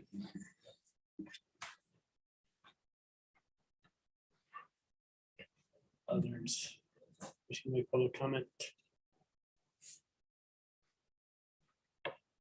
Hi, everybody. I'm Patty Bowers, and I am a Frisco resident about 30 years. And I work at Frisco Elementary, and I started our green team there probably, I don't know, maybe 12 years ago. I don't know. It's been a while. So we educate students about sustainable practices and simple things like recycling in the classroom, their snack bags, and composting in the lunchroom. And anyway, I'm just passionate about recycling and love Frisco, love Frisco Elementary. And so I just really support this initiative. We've always sorted our own recyclables at home on Han Drive, mainly because I guess we couldn't put glass in the pickups, and we drink wine. And so we've always done that, but I really was so excited for this pay as you throw. just because, yeah, they take so many more things. It'll be easy to be at home, do that. Just like the gentleman said, less bins in our garage, all the sorting we do. And so I think, and I know the kids in Green Team will say, how many of your parents, how many recycle at home? It's embarrassing. A lot of them don't. And I think it comes down to, we have to make it easy, and having it included in their cost of their bill, having it right in their garage, one bin, and they don't even have to think about it. And being able to throw all those clam shells from fruit and vegetables and you know, all those things that we can't take right now because we only take 1 and 2s at the landfill or at the recycle center. So anyway, I just want to say I support it, you know, wholeheartedly as a townsperson, as a citizen, as a teacher. And yeah, I think it's a great plan that they're coming up with. And I'd be really proud to like share that with our Green Team at some point, that our town was the first to adopt that. So thank you. Others in chambers? Move on to those online. If you'd like to make a comment, you're online. Unmute yourself. Introduce yourself. If you raise your hand, I'll try to call on you if we can get that part working. Kate, are you? I see a hand There you go. raised. Kate Bird, please go ahead, Kate. All right. Thanks, everybody. Well, I just want to echo everything that's already been said. That all the public comment so far was so inspiring and like really well thought out. Nice job, everybody. So I won't reiterate any of it. But I think that it really boils down to, you know, how critical this is for us to meet our waste diversion goals and our climate action goals, how critical waste is to our overall emission reduction targets, even though we don't always think about it. And just the fact that if we want to bring everybody along and really have this community-wide waste diversion goal, you know, be something that we can hit, we've got to make it easy, and we've got to make it the economically, you know, most economically advantageous option. Make it cheap and easy if you want everybody to do it. And so I think that this checks both those boxes. In terms of just, you know, the economic piece, I just recently bought a house and went through the process of, you know, figuring out who to contract with.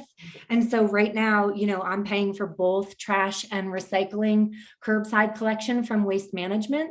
And I was essentially asking them when I was signing up if this was an option, and I was told no. You know, my only option is a 96-gallon trash container that gets picked up once a week, and I can pay extra for recycling. So, you know, I did that, and I'm paying $2.63 a quarter for a 96-gallon trash container to get pulled once a week that I absolutely don't need.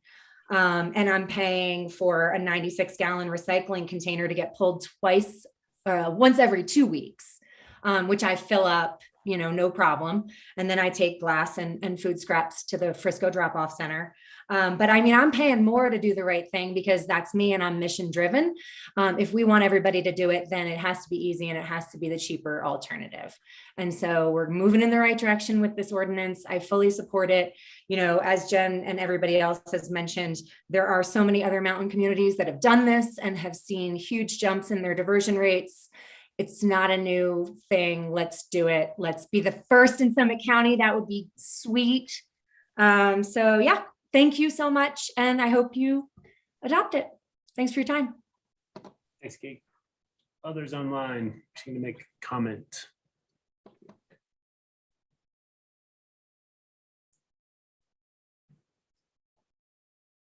Seeing anyone else? Not seeing any hands. Anybody want to unmute? If you'd like to make comment and you're online, go ahead and unmute and you can begin speaking if I can't see a raised hand. Okay, seeing none, I will close public comment and back to council discussion. May I? Yes. So I want to be really clear. One is I support the comments of everybody who has spoken. I think it's a good policy. I want it to be enacted. Of course, recycling more is better and what we need to be doing. But there's a next step after supporting a policy, and that's enacting an ordinance. And as leaders of this community, which we are headed to become by enacting this ordinance, we have to do it better because we're the first and we have the opportunity to make mistakes that others can learn from. So we need to make sure we don't make those mistakes. So my request is simply that we need to discuss a couple of topics, and this may be redundant, and I apologize to those that were here at the beginning of the work session. But some of the things that I think before we adopt this ordinance, we need to really work through. And again, it's not going to make it not happen. It's going to make it happen better. To date, we don't, well, let me use the pay-as-you-throw steering committee. They have not completed their work regarding budgets, waivers, and enforcements. So we're even ahead of the steering committee. The decision from Strong Futures Funding has not been verified. There's expectations of money, but it's hopes. There's no estimates for projected costs for commercial customers for the mandated service or dumpster obligations. Again, it's good, but we don't know how much it's going to cost. We don't know, we've never heard of what the town regulations are regarding adding dumpsters. What if you have to rebuild your enclosure? What are the costs? What are the implications? What are the additional costs to the residential community? And I reached out today and did find out that it's about, if you're only getting trash now, your costs are going to go up by 40% about. So, or more, somewhere in that range. We spent a lot of time working on the affordability of this community, and without having any conversation on what this cost means is not good. There are waiver provisions. In the commercial world, there are waiver provisions, but there's no economic hardship waiver provision in the commercial. So I don't know what the costs are to rebuild a dumpster if you have to, but if they're excessive and business is struggling, we don't have a way out for you. We're sorry. And I think that's worth discussing. Parking hardships. I don't know what the CDD, if we need to take a parking space away to expand a dumpster, I don't know what those implications are to the business. And we have an absolute deadline of 30 months for any waiver. So if you can't build a dumpster addition, great, we'll give you a waiver for 2 years. You apply, we'll give you an extension for 6 months. That's all you get. I don't know what the answer is after that, and I'm uncomfortable with that. As far as money, we've been told it's going to, the town's expense is $98,000 for the first year. I don't know what that's for. It hasn't been broken down. There's no implication, there's no information about what is this going to cost to the town in future years. I think that's critical information. There's now a statutory mandate that if you put additional trash on your bin, whatever container size you have, the hauler has to charge you for that. I don't expect our haulers to tell us, but we can certainly go to Vail and find out what their haulers charge, and it's pretty much the same companies. Create a little bit of a better base of knowledge as we make this decision. Little detail-y stuff, the haulers have to report their recycling results in the town of Frisco. Town of Frisco is not defined. Is Bill's Ranch, the donut hole, is that part of the town of Frisco or not? There's a number of drafting issues that need to be worked out. If they were the only issues, they wouldn't be issues. That's why we do first reading, make minor changes. But I don't think this is ready for first reading approval with these major topics. There's conflict parts of this ordinance, for those that have read it, make it mandatory that everybody gets contracted hauling. It's in conflict with a different provision that provides a waiver. These are things that need to be worked out. The short-term rental conversation. Do we want to include a short-term rental mandate that some notification to our visitors needs to be in the unit, in their correspondence? I think it's a good idea, but it's something we need to talk about before passing. There's ordinance, again, confusion in language. I don't need to go detail-y. Residential waivers. We have a provision in there for hardship, but it just has an AMI cap. And I'm not comfortable without a further discussion of what does hardship mean? Okay, if you pick a number 100% of AMI, great. If you can show us that you're struggling, is that all it takes? If you're making 105% of AMI, but you have 3 kids, are you now required to get this trash hauling, even though you're struggling a hell of a lot more than the single person who's making 95% of AMIs? So these are things that I feel we need to talk about. The penalties are still left blank. We need to talk about that. And I just feel like this ordinance, the conversation's been going on for a long time. This ordinance was just provided to us on Thursday. There's been no council collaboration. Jen, I publicly applaud you for having the conversation with me. And I publicly apologize for my rant at that conversation. But that's what's supposed to happen. There's supposed to be collaboration. We're supposed to work through these issues in a workshop so that when it's an ordinance, we don't have to have these big gaping, I don't know how this is going to work type things. And that's how you create bad law or council people that are making ill-informed decisions. So my request is that we move as quickly as we can to an ordinance, but that we table, or I want to use the proper term, continue this to a workshop so that we can work through these issues to get to a better place than what we're being presented with tonight.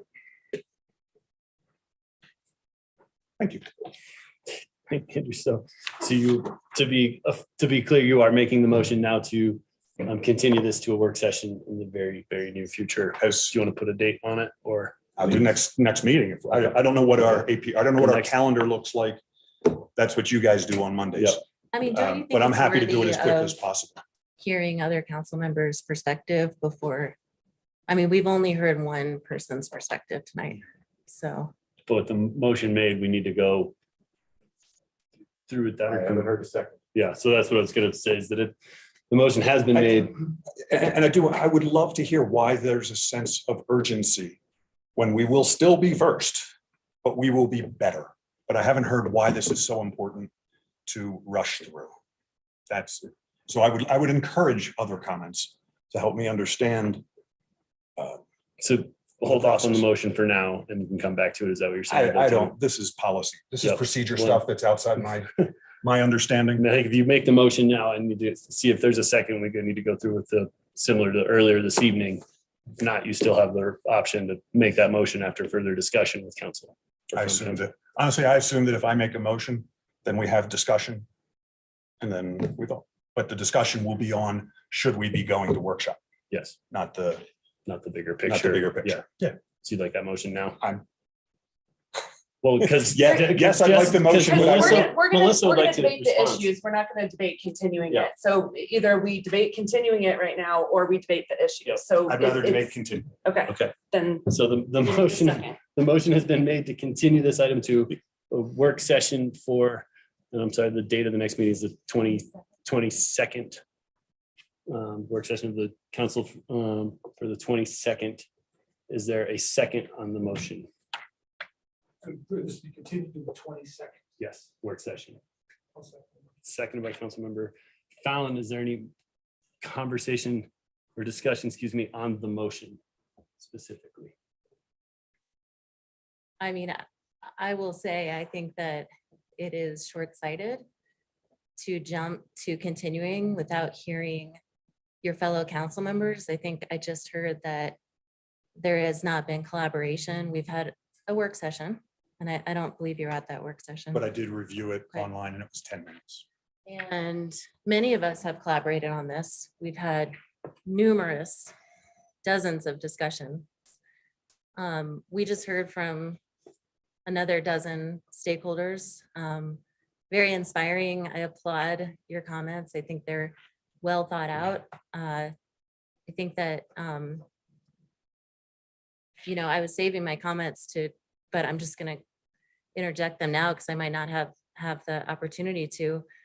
I think this is a bit misleading that there are so many unanswered questions.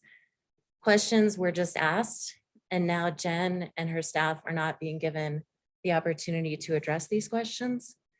So, we're giving an impression that this has not been fleshed out. This has not been vetted. Our stakeholders don't know what's going on. We get an ordinance in our packets 1 week before our meeting. That's how it works. There is a lot of lead up to that ordinance.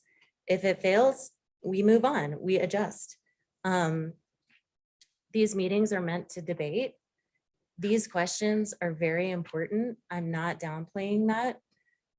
This is proven policy language. We didn't pull this out of thin air. This has been proven in many, many other communities in Colorado and 7,500 communities across our country to have, because there are unanswered questions doesn't mean we just kick the can down the road again and again and again. I'm very passionate about this. I happen to agree with the comments. This is urgent. It's important for us to lead on this effort. Answering the questions will not fundamentally change the ordinance language. Yes, there are details that can be ironed out over the next year. Absolutely. We are not going to get the costs from the haulers before we adopt an ordinance. We will not. There are some things that have to come second. So pushing it down the road. I hear from all of you that you support it in concept. And so do I, just to be clear. I recognize that. I think that Jen and her team have done a tremendous job across our county, getting the word out. The words of Bobby Cotto and Axe and other business owners are irrefutable. Should we have waivers for people that just choose not to recycle because of costs? Well, their option is to self-buy. They do have options. Do we need to get into nuances of how many children somebody has and what AMI level they are, and demonstrate to me that that belongs in this ordinance? But in my mind, we're sort of grasping at straws to continue this. We can ask questions for years. Climate change is real. This is an opportunity to make a difference in our community. I'm quite frankly very surprised by well, I'll just say by the way this meeting has gone. I know from constituents that I talk to on a regular basis, this is very, very important. It is so symbolic for Frisco to lead this effort. We're always behind Breckenridge and Summit County. We're small, we can do this. We can lead this effort. And I passionately support it. So I'm a little caught off guard by continuing it so abruptly with not allowing, especially other council members that are such as Jesse, who are so well versed in this, to give us the opportunity to vet our support with you and explain it. I mean, I lived in Fort Collins 15 years ago. This was the norm. It just was. We are not inventing this. These are not, deal killers. All these questions are important. They're not deal killers. That's what a first ordinance is for. I would encourage you to sit down with Jen and get all of your questions answered. They're all answerable. These are not things that will change the policies substantively. We need to move this forward. I do not support continuing it. The discussion on the motion. Yep. So to answer the urgency question, in my mind, this community has now twice voted with overwhelming majority, 2/3 majority. In fact, nothing passes that well anymore. In, I believe, 2014 or maybe 15, and then again in 2018, to levy property taxes to move the needle on recycling. Strong Futures, and then prior to that, I forget what they called it, but it was the household hazardous waste money that created the special waste events that we have every spring. Overwhelming majority of people, and yet we haven't moved the needle because we haven't implemented policy that does so. We've added cartons to the drop-off center. We collect some mattresses now. All of those things are very good. They're very good, but they don't move the needle. This is proven to move the needle. We've been working on this for almost not quite a decade. The time is now. And so I don't support continuing this right now. There is a sense of urgency in my mind, and I will be voting no on the motion. Further discussion on the motion? To be clear, Ryan, I'm prepared to vote on the ordinance. But I have enough questions and confusion about the ordinance that I would like to make it a little bit better. Do I think maybe, with the team of dedicated professionals and crew that's worked on this, and the experience of these types of ordinances out in the real world, there's no doubt in my mind that it works and it's a great thing. At the end of the day, though, this ordinance is still new to me, and I need to understand it, and I need to make sure that I'm comfortable that when executed, there's going to be another counselor here that's going to be accountable to it and answerable for it. I just want to make sure it's clear. So I'm very comfortable taking the next meeting with a work session to have every bit of this discussion, because it all resonates with me. And I certainly appreciate and value your commitment and passion to lead. And I'm there on all that. I just have some questions with the instrument that's going to deliver all that. And I want to make sure that at the end of the day, those last couple things that I want to make sure it does, because I think it can be a little better than it is. All right. So I'm not in a rush just to get this one out because it happens to be in front of us. I think it can be a little bit better and do a little bit more and be a little bit more, a little bit higher level of specificity about who we're going to help, how we're going to help them. There's no doubt in my mind that this is going to move forward. There's no doubt in my mind that it's going to be the thing that everybody was represented that we need and want. It's going to happen. I just think the ordinance could benefit from a work session at the next meeting, in which case we probably would go to first reading of the ordinance at the meeting after that. So it doesn't mean that we're kicking the can down the road again and again. It doesn't mean that we're not committed to positive change and making it and meeting in our community, in our region. All those things are still true.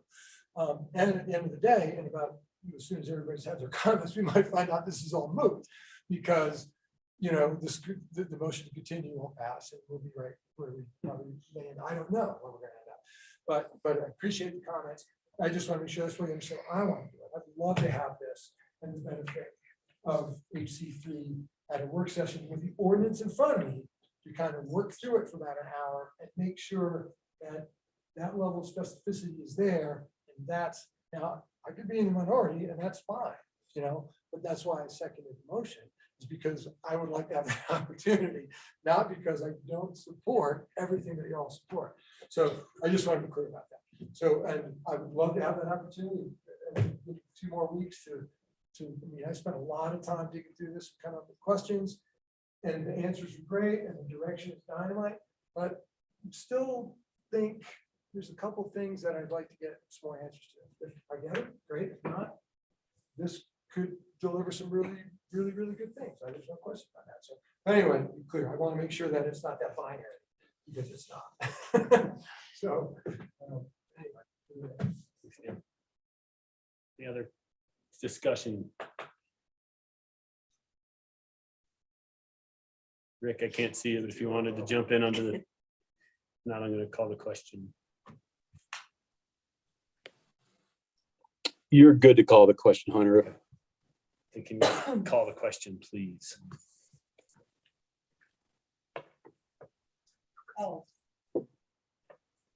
Let me get this straight first. Yes is to Continue it. continue it. No is to come to a decision tonight, potentially. I'm gonna be a no. Thinking.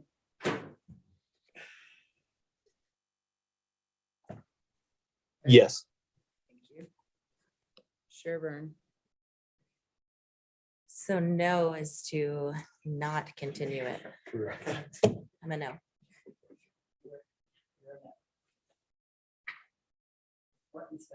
No. Aaronson. Yes. Burley. No. Yes. So the motion fails to continue it, so we can continue council discussion and then, on the agenda item. So I had this fantastic speech prepared.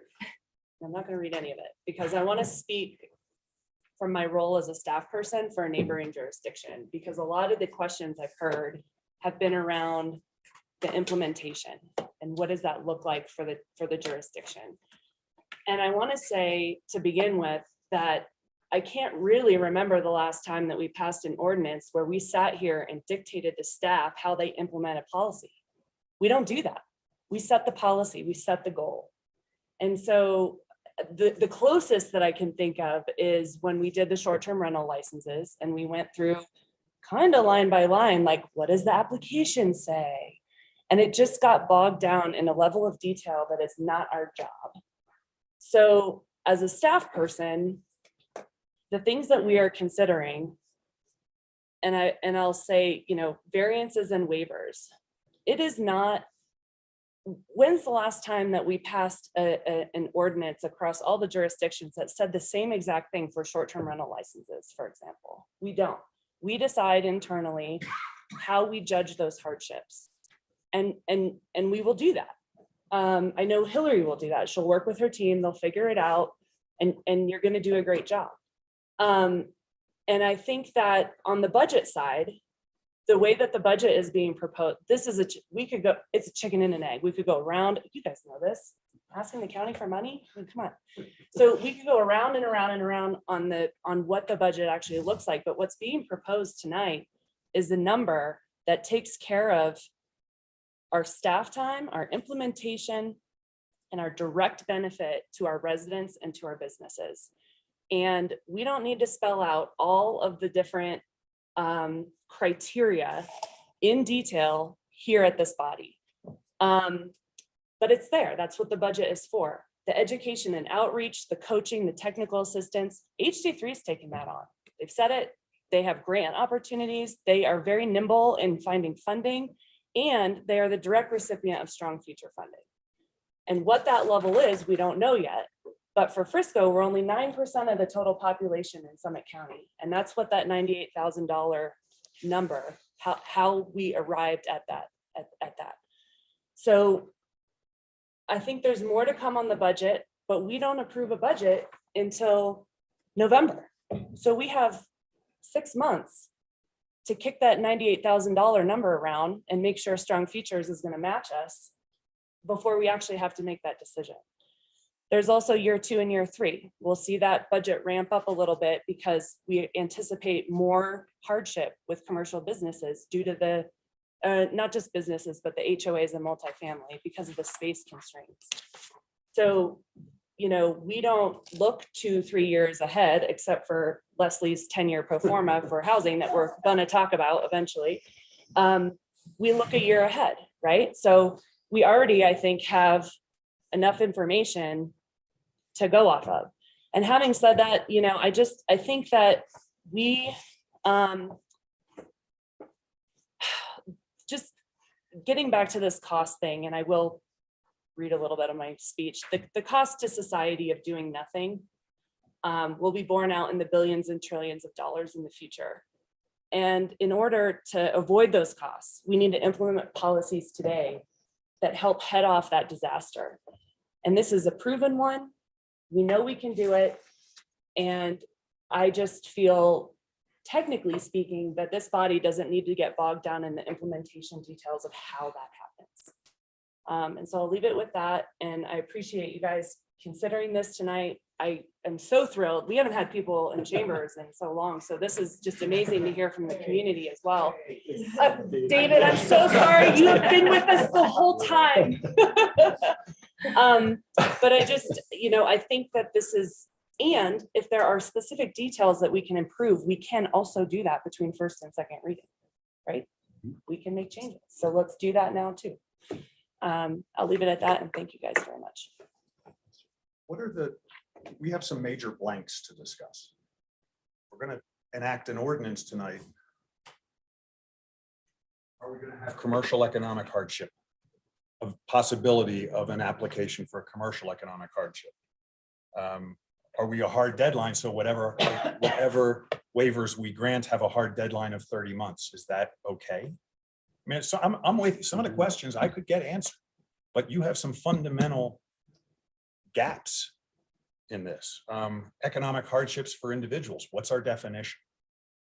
And then there was conversation, do we want notification to the STRs? And of course, what penalties are we plugging in? Because to me, these are majors.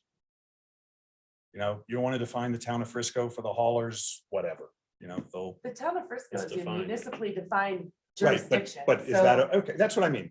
Those are things Right, I'm I not mean, worried. okay. Jesse, I just want to be clear. Okay, I'm not worried about that. These are the big questions are the ones that need to be hashed through. And that's, so let's hash through. You know, I would start with, is there economic hardship for commercial businesses that are stuck? You know, they're not, there are little businesses, but they have a dumpster, they need another dumpster and a new enclosure. You're talking probably tens of, you know, if it's $10,000 to $25,000. Are we saying suck it up, or are we helping them with this mandate? That's my question. I would propose that in our budget, which was considered in the $98,000, that yes, we provide economic hardship to commercial businesses. However, they have 3 years to get there, and I don't think that footing the entire bill would be our prerogative. But the current ordinance does not allow for economic hardships. So we're changing the ordinance, right? This is what I'm talking about. This is workshop conversation. Yeah, I think it does address economic hardships by way of proxy with respect to commercial customers. Because the criteria for granting the variance is you must show an extreme space constraint, and that your recycling container space is not safely serviceable, meaning it's significantly less safe to service than the customer's trash containers, or you would violate another town of Frisco code or regulation. So while there isn't a dollar amount put on hardship, these are the elements that would lead one to have to spend money, right, in a hardship sort of fashion, right? An extreme space constraint, and it's not safely serviceable, or you're violating a town code provision. So I don't know what, I'm open to suggestion, but I don't know how to write an economic hardship for a commercial customer. But I understand what it means to be an economically disadvantaged individual. We have measures of that. AMI, for instance, or whether you are qualified for various and sundry programs, right? Federal programs come to mind, food stamps or whatever it may be, free lunches, that sort of thing. I don't know how to define when you have a commercial entity that has an economic hardship. What are we to examine, right? Their Well, profit, their profit level, or Are we waiving the requirement to build it, or? temporarily only? Yeah. Okay. So basically, you can buy time.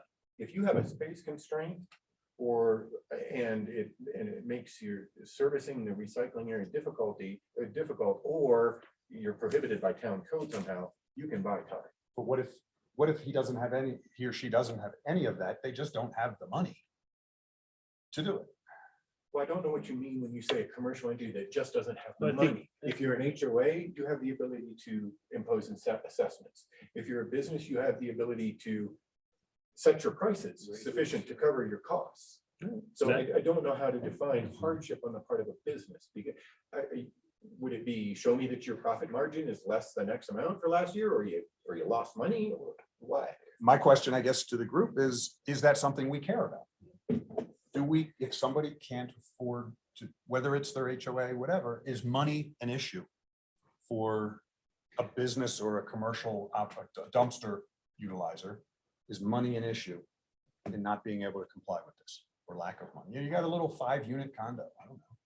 I mean, I heard two things tonight that I think are very, very compelling. One was Kate Berg's comment, because I pay the identical cost and we're shocked by our bill every month. I mean, so, you know, would this be an improvement up on that? I hope so. If there is a dramatic increase, I've shared with Jen, I think that I would like to see some kind of stopgap, that it doesn't, you know, increase, you know, beyond a certain threshold perhaps. But do I want to give a break to non-recyclers? No, I don't. And I think that the other comment that I heard from Axe was, you know, it's such a tiny increase. If you're doing business, you know, you have a profitable business, there's a generous grace period in here. We've got to reward the behavior that we want, not give breaks to the behavior that we don't want anymore. It's just like the parking discussion.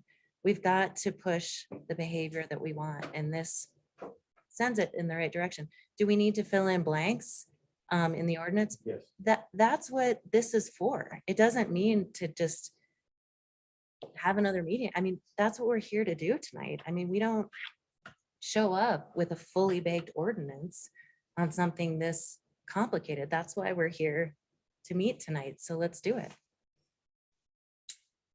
And I'm way okay with all that. Either or, we can have our work session now or 2 weeks from now. So I can tell you, it's not gonna stop the ordinance from being implemented on the date that's in here. It's gonna happen. So in terms of commentary about this not happening, it's gonna happen, you know, so this is not a conversation about how do we slow, no one's here to slow it down. We're here to represent, at least I am, my particular perspective of making sure I understand how to address this. And some of my concerns are from the commercial account perspective. And it's exactly that, which is not every business owner operates with those kind of capital reserves, you know, so there are going to be, and there may not be, but there may be some people in a situation that might like to come to us and say, hey, thanks, love to do this. I don't know how I'm going to make it happen. What resources are available to me?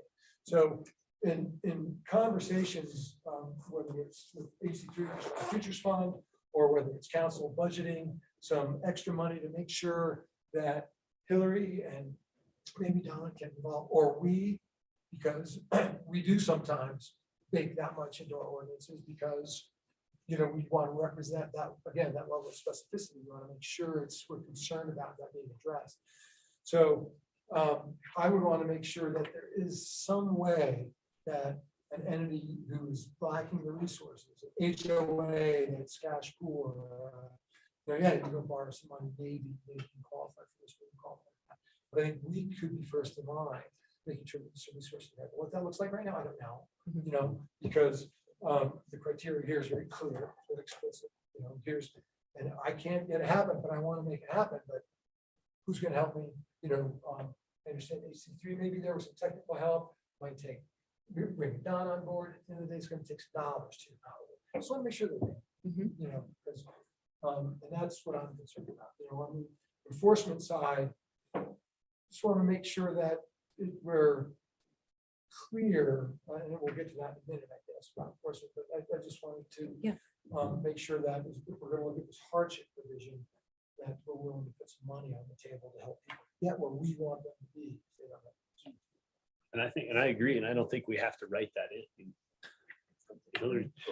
Hillary's listening, and we have bag fees that we can tie to this for the first 18 months or 30 months of the implementation, and we have a source to then fund any hardships that come our way. And I think through the waiver process, through staff hearing this discussion, will say, yes, like if you truly have a hardship and that makes sense for space reasons, because you can't reconfigure your dumpster enclosure, whatever else it is, we have means as a town through a sustainable project, which is our bag fee. I would say we can use some of that money and help these people. And I think from what we've heard presented tonight, I think it'll be a very, very small amount, and that makes it all the easier for us to support those individuals or those businesses, whichever side it's on. And I think all of us council will be in support of that. And I think that doesn't have to be written into the ordinance. That is something we can do as a grant program or anything else, aside from the language that's in here. And I hear support from a few of you and head nods from others that we could go. I wasn't even thinking the bag fee. So I would put that out there, and I know Hillary's listening. If the council sees that as a good option to address that concern. I don't know what it takes. Yeah. Sure. That moves it forward for me, but Yeah. that's what I'm talking Yeah. about. It's that level of direction. Yep. That says, yeah, we're Yeah. on board. Yeah. Yep. So that's good. Thank you. Yeah, If I may, please. I could certainly put a sentence somewhere in this paragraph, I'm not sure exactly where, but essentially requiring. Can you, sorry, can you direct me? I just need to look better reading along. Oh, I'm sorry, I'm in page 16, I'm looking at subsection G, customer recycling variances and waivers. I'm not really, what I'm saying is somewhere in this provision, I'm not sure where it would set most appropriately, but essentially a requirement that the manager, the town manager, develop a program to provide grants and aid of residential customers and commercial customers who seek variances or waivers, or maybe who are granted variances or waivers, something like that. So it's, so you don't say exactly what it is or how much or under what criteria, but you do require that a program be created and that these people be considered for grants. So in, No, you're- in that same vein, so number one on G1 for the residential customers, you all know I have problems with AMI as a metric. Would that then go away? Or, I'm looking for some kind of metric, right? I mean, this is just develop a program to help those, but you still gotta have some criteria for when you're gonna grant and when you're not. can that be developed post? I mean, can that be developed at the manager discretion though? That's what I'm saying. No, I would not give the Okay. manager broad, unguided discretion to give grants of money. It's a, because it's, I think it's a recipe for claims of, discriminatory treatment. If you don't set criteria. This is not just like, how we were giving out stimulus during the pandemic where people essentially tell us your story of hardship, and then we decided, Nancy decided at the time, that you qualified or you didn't. Right? I mean, isn't that is a similar thing? It could well be. One thing I would say is the sample ordinance, the template document that was provided simply gave a fill in the blank here with economic measure metric, right? They didn't say AMI, they didn't say food stamp. They said, come up with some economic metric and fill in the blank here. You tell me. AMI is what I know. I understand its limitations, but I also don't know anything that's quite as regularly and systematically and consistently prepared. You can argue whether it's accurate or not, but it's certainly systematic and regular and formulaic. Maybe a percentage of income would be a metric. I mean, because Yeah, but whether- that's a really, really small percentage. I mean, the hauling is going to be $20 to $40 a month, depending on your program, probably somewhere in there. I mean, sure, we come up with More a up number, here, but it's a yeah, little more up here. more up here. Current. I get it in the mountains in a very, very not dense neighborhood for 20 to 40. It's $169 a month for trash and recycling, or $169 a quarter for trash and recycling. Like another program. Yeah. Yes. We talked about They that. picked up their phone. So with a couple conversations going on, I'm gonna throw it to Dan, and can you say that again louder? Because I think that's a good Well, way to. it makes sense then to, index it to an already developed support program that maybe FERC administers or something like that. And if you qualify for this, then therefore you qualify for that. Might not be quite that linear, but it kind of creates a basis for that level of evaluation. I don't know how many programs I wish we want to pick, but whether it's kids in preschool or something like that, there's a number of those already established kind of filtering processes out there. Can I take off the track? Are we talking about the town funding their trash removal for them? Waiver, or they don't have to participate in the program if they I get the think this waiver, is just a qualification for the temporary waiver. which means that the resident The doesn't have program in to, which they don't have to develop they don't have to participate. Temporarily. We're not paying for them. If I wrote in the language, it required the manager to come up with a program to provide funding for people who qualified, that I think we want to follow the other. Well, they would still get, they may still subscribe to trash service, or they may self-haul. Yeah. Or Yeah. Yeah. subscribe to Right, trash so- service. The idea is, I think the theory is that you want them, following the rationale from earlier, we want to incentivize them to be part of the program. So So subsidization at some level would seem to be, trash owners not gonna do that. We want to get them their containers at whatever level they choose. then you write A certificate or something, some voucher. yeah. I mean, that's the thing. So would you, council, do you agree with kind of the Dan's thought there? Maybe we ask Hillary to look into what some of those metrics that say the FERC and other people use for kind of hardship levels to add it at second reading. So we have an option, because I think, I don't know them, I can't discuss that now, but we can bring that back with more information for second reading.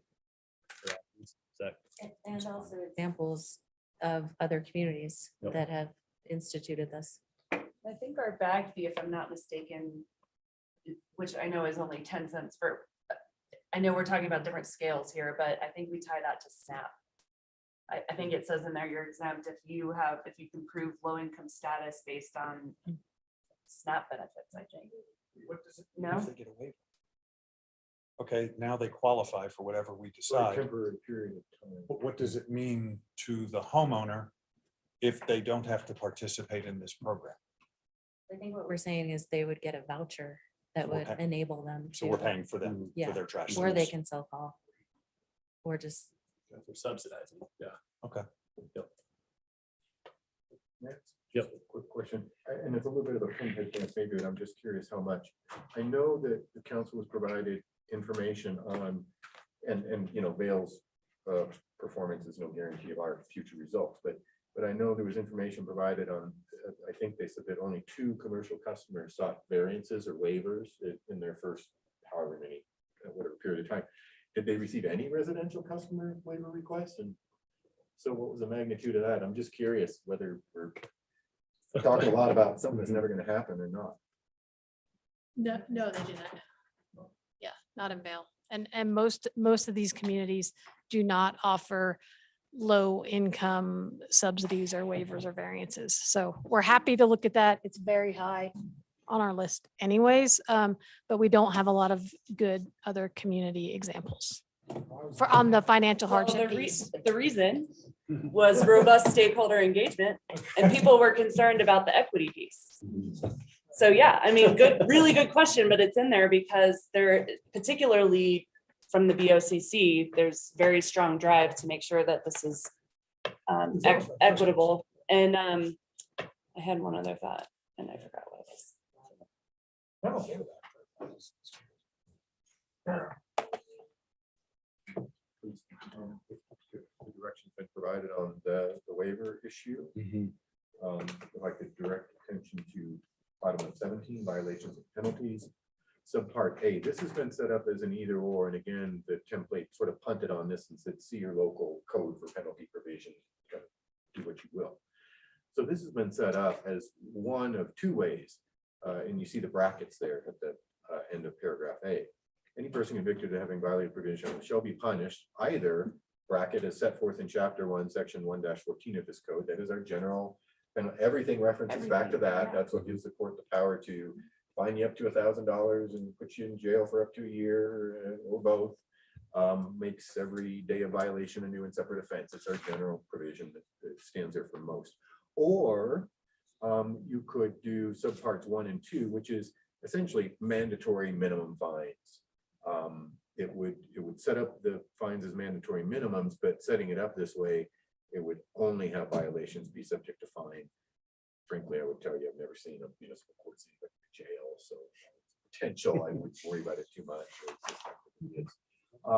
The template that was provided to me had this first, second, third offense, both for residential, commercial customers, and then for the haulers. I believe their scales had set up first offense 500, second offense 750, third offense 1,000. I was kind of shocked by the numbers for that reason. If none other, then you have a choice here as well to link up those dollar amounts. I've been practicing almost 30 years. I can probably count on 2 hands, maybe I'd need one of my feet, the times that I've seen the municipal court impose a fine on the first violation north of $500, or anything in the range of 750 or 1,000 on second and third. Those are very, very high. And someone tell us what the penalty is on the bag fee? Like what happens when a General business? penalty provision, it references back into 1-. Chapter 1, It's section that- 1-14 of this Right. code. So doesn't it seem right to just adopt that instead? Because bottom line is nobody's enforcing this. Nobody's going to enforce this, just like nobody's enforcing the bag fee. You know, just like nobody's enforcing, how many other steps along the way, but like the bottom, we want to try to help guide people do the right thing. That's the bottom line here.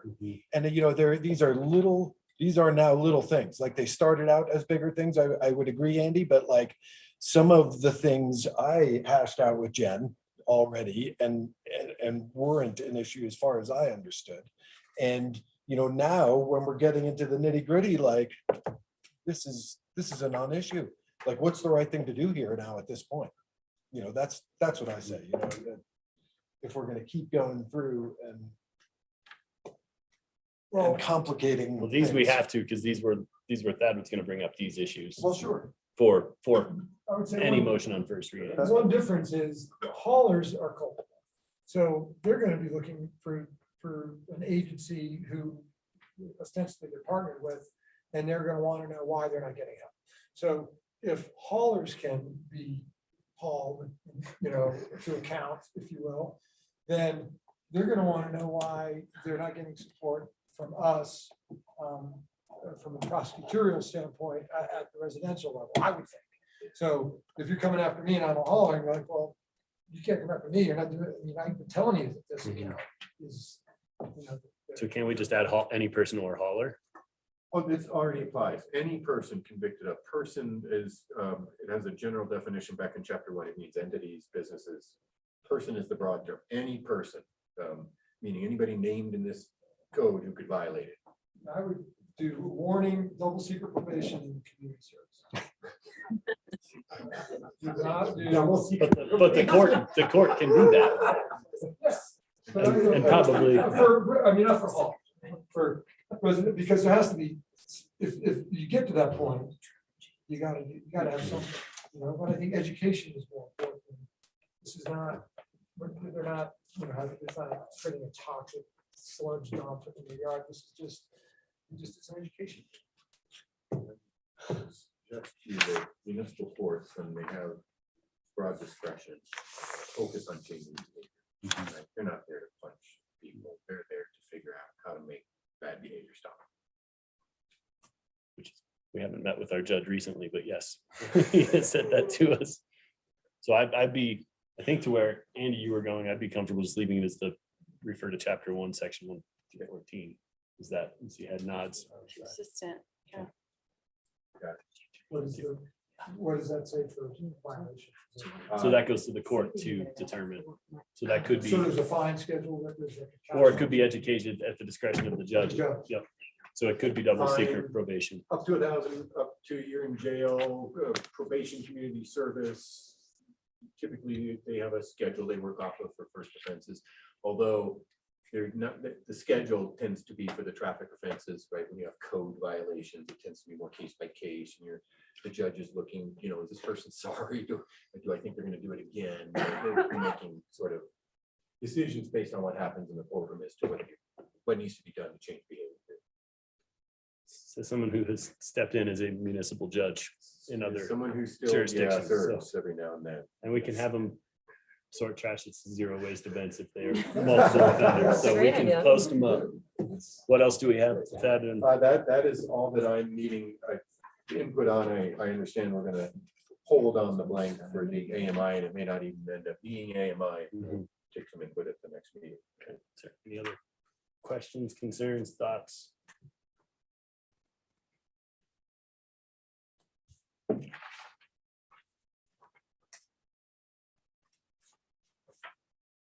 Mr. Mayor. I move that we approve on first reading. Agenda item. Lost. Number 3, first reading of ordinance 22-04. We can move to approve on first reading with the amendments specified by But, council. yes, To the attorney. what you said. I second that. Move to approve. It's been seconded by Councilmember Sherburne. Is there a discussion on the motion? Hearing no discussion, can you call the question, please? Certainly. Incan, Yes. Sherburne, Yes. Mortensen, Yes. Aronson, Present. Yes or no vote? If you don't vote under the charter. Let you. so That was a yes. That was a yes. thank you. Burley, Yes. Fallon, Yes. Held. Yes. Thank you. Thank you. Again, the earlier comment, it's amazing what we discuss and trash always fills the room and seldom anything else does. I know we have two more topics, but let's take a 5-minute break and we'll get back at it. Thank you, everyone. All right, really good. That was really good discussion. You know, it's the right thing to do. Yeah, I'm just like.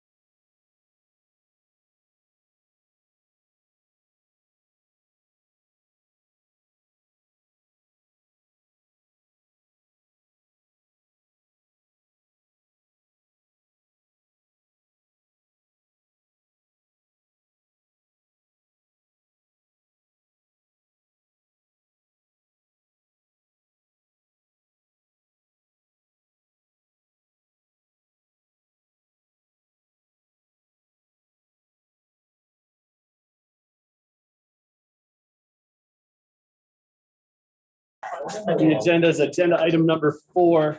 This is our housing strategies and finance discussion. I'll open up the public hearing. Leslie and Don, thank you for this. The lectern is yours. And we have a presentation. Would you like it to go to the presentation right now? You could send it to me afterwards. That would also be great. Thank you. Upside down the whole time.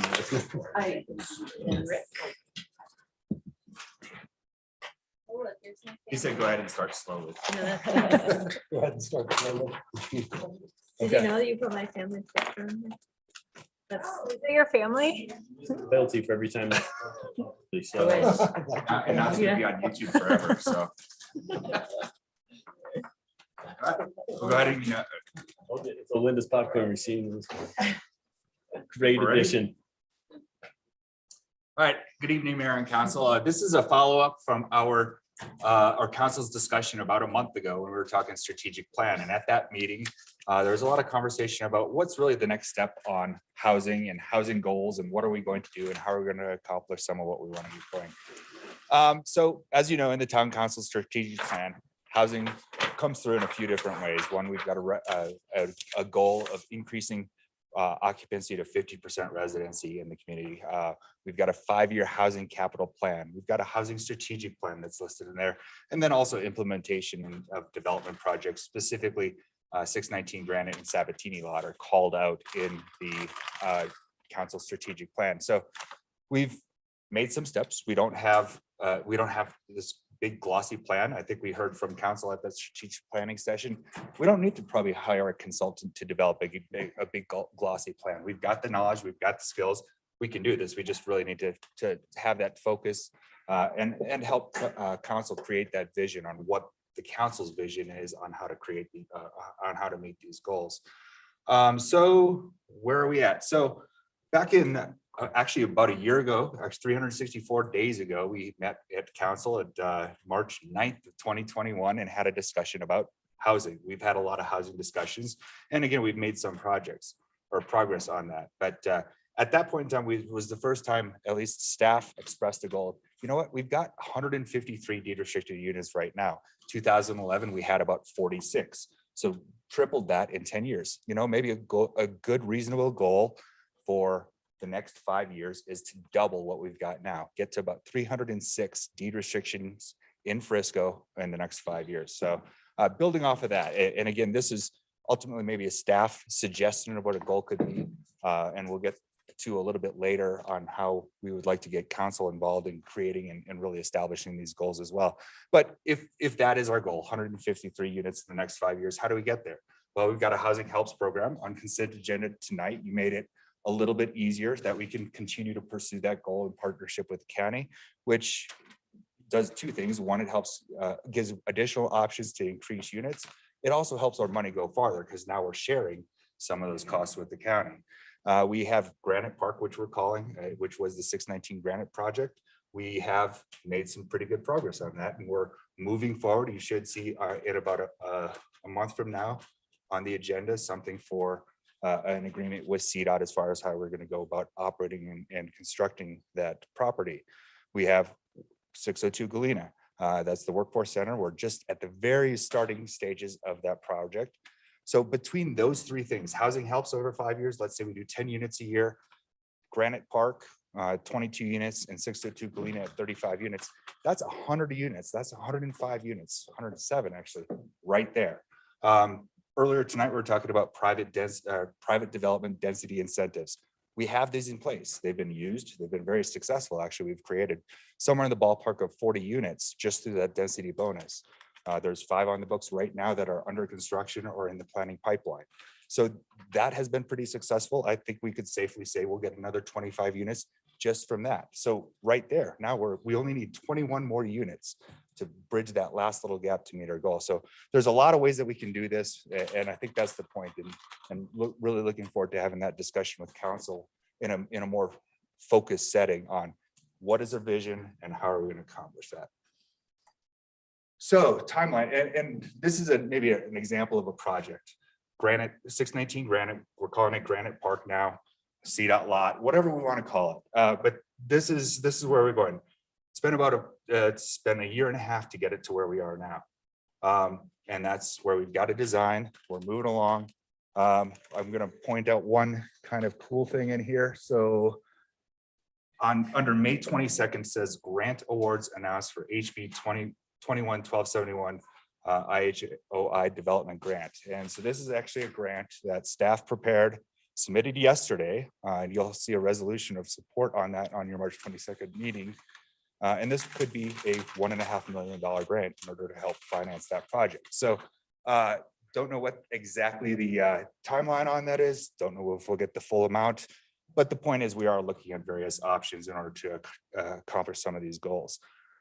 So with that, I think touch briefly on finance, and you've got a really lovely spreadsheet.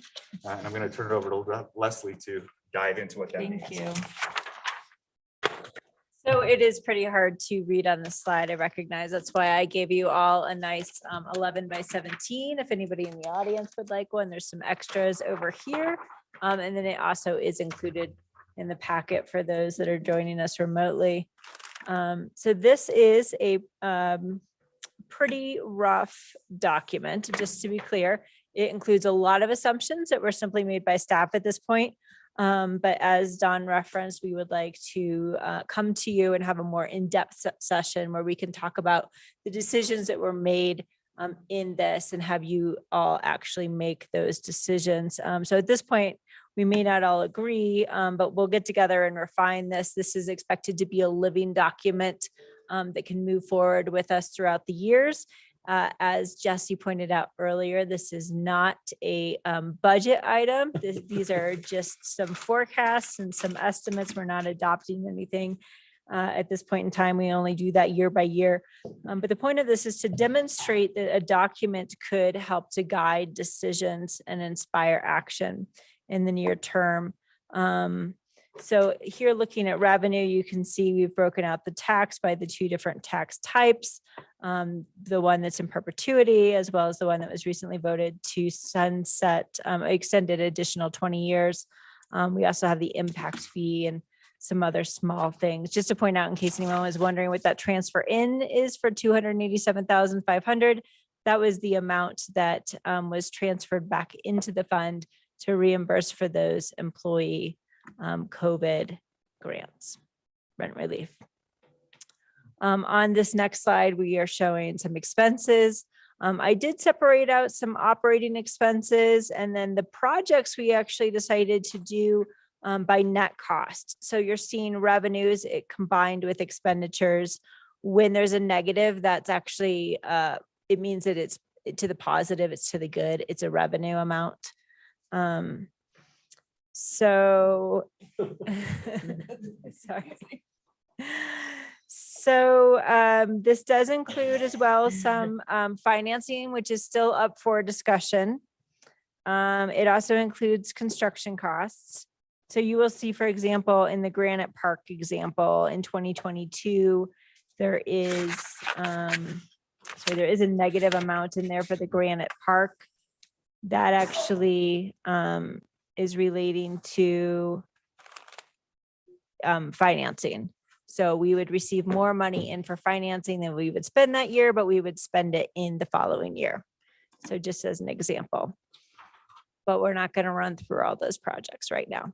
One other thing I did want to mention, though, is all of these projects that are on here. This is actually a pretty large spreadsheet, and each project has its own tab. And those tabs include things like rent, property management, utilities. They would also include things like financing and construction costs. So we do go into even greater detail, but I didn't include all of that for you at this point. At the bottom of the spreadsheet, there's information on spendable fund balance. And that's really just relating to, there may be things that are included when you take beginning fund balance, you add in revenues, you subtract expenditures, but you can't actually spend that. For example, we may have a debt reserve that equals 1 year of payments. We may have unspent funds from financing that we wouldn't spend on other things. Those are kind of a below the line amount that isn't included in spendable fund balance. So spendable fund balance is really what we want to look at. So, you know, the number at the end here, that's that negative 8.7. But probably a better way to look at that is on this graph here. So you can see some swings in the blue that's related to those projects that have some financing and construction. But the orange line is probably the one that's the most interesting because that's showing you your spendable fund balance over time. So you see in 2025 that according to this plan, it would go into the negative. And by the end of the 10 years at 2031, it would be negative 8.7. And just to be clear on what this plan includes, so it does include the Granite Street and includes some estimates for the Galena. It includes a $3 million amount that was in the budget book when I got here for 2026. I think it's just for any project out in the future. I added a couple projects with some debt amounts in 2028 and 2030. But again, those would be things that would be worth discussing at a future retreat. So speaking of next steps, we keep speaking about, yes. Does this, it does not look like this includes the potential 5% short-term rental excise tax income. It does not, because that has not yet been decided by the voters. Great. So as a living document, this would change based on that decision in April, and then we might see this graph at the bottom do something different. Yeah, great. Thank you. Just want to be clear what we're talking about. It also doesn't count outside money. If we were successful in the grant that we just applied for, that would change that bottom line as well, because there's another $1.5 million potentially. Right.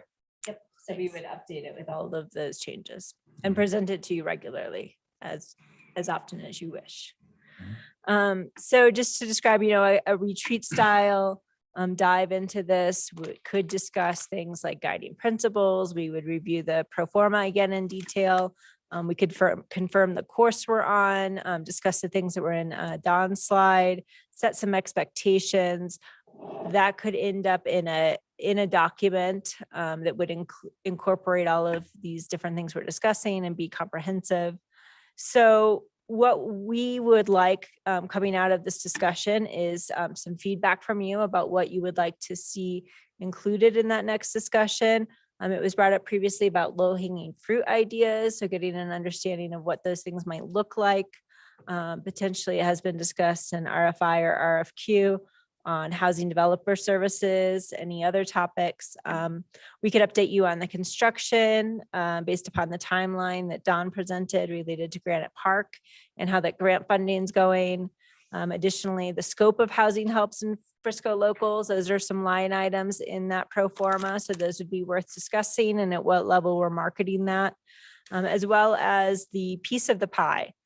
So pieces of the pie, you know, if you think of a pie chart, so you have in there little pieces that relate to, say, full-time residents that are our local workforce, other full-time residents that are retirees and people working remotely, second homes that may be vacant for a large portion of the year, as well as short-term rentals, and perhaps assigning percentages and deciding how to achieve those goals. That was everything so that you all can go home before too long. But we welcome any questions you have. The grant, I didn't get a chance to write fast enough. The grant, who is that grant through? Is that the It's federal grant or HB state? 1271, so it's administered through DOLA, and it's called the Innovative Housing Strategies Grant. We were, Frisco was invited to apply to the catalytic round.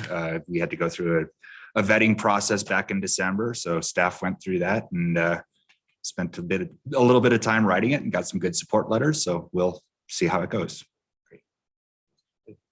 That goes back to Andy's comment at the beginning of we need to look at getting grant writers to free you guys up to do other things. And I think that at the state level too, I would ask council how it helps to call our reps and remind them that we have that application for the state, beneficial for us, the state, and everyone on this project, because those phone calls to McCluskey and others always help. So reach out to your fellow electeds who do represent us. So Mhm. John said for that as well. Yep. Thanks very much. Questions for, The 2023, the 7 million. You know, you have CLI. What's the base assumption there that we're, that's all the cash we would bring to the deal? So that includes that we would bring actually about 4 million in total. We would get 6 million in financing. We would get, the amounts from CDOT, which is still all undetermined. It hasn't been agreed that we are financing that project. But that's just what it could look like. So I guess that's my question is, what is that in terms of determining how the financing for that project is going to move forward? What assumptions do we have that we know are good? That CDOT is in for, we can pretty much ascertain what our expectations in for their cash, right? Yes, so we have, CDOT did get an appraisal of the property. I believe, I don't have the exact number, but I believe it was $2.4 million for that property. So based on that, the value of, or I'm sorry, the estimated cost, and then also building in some additional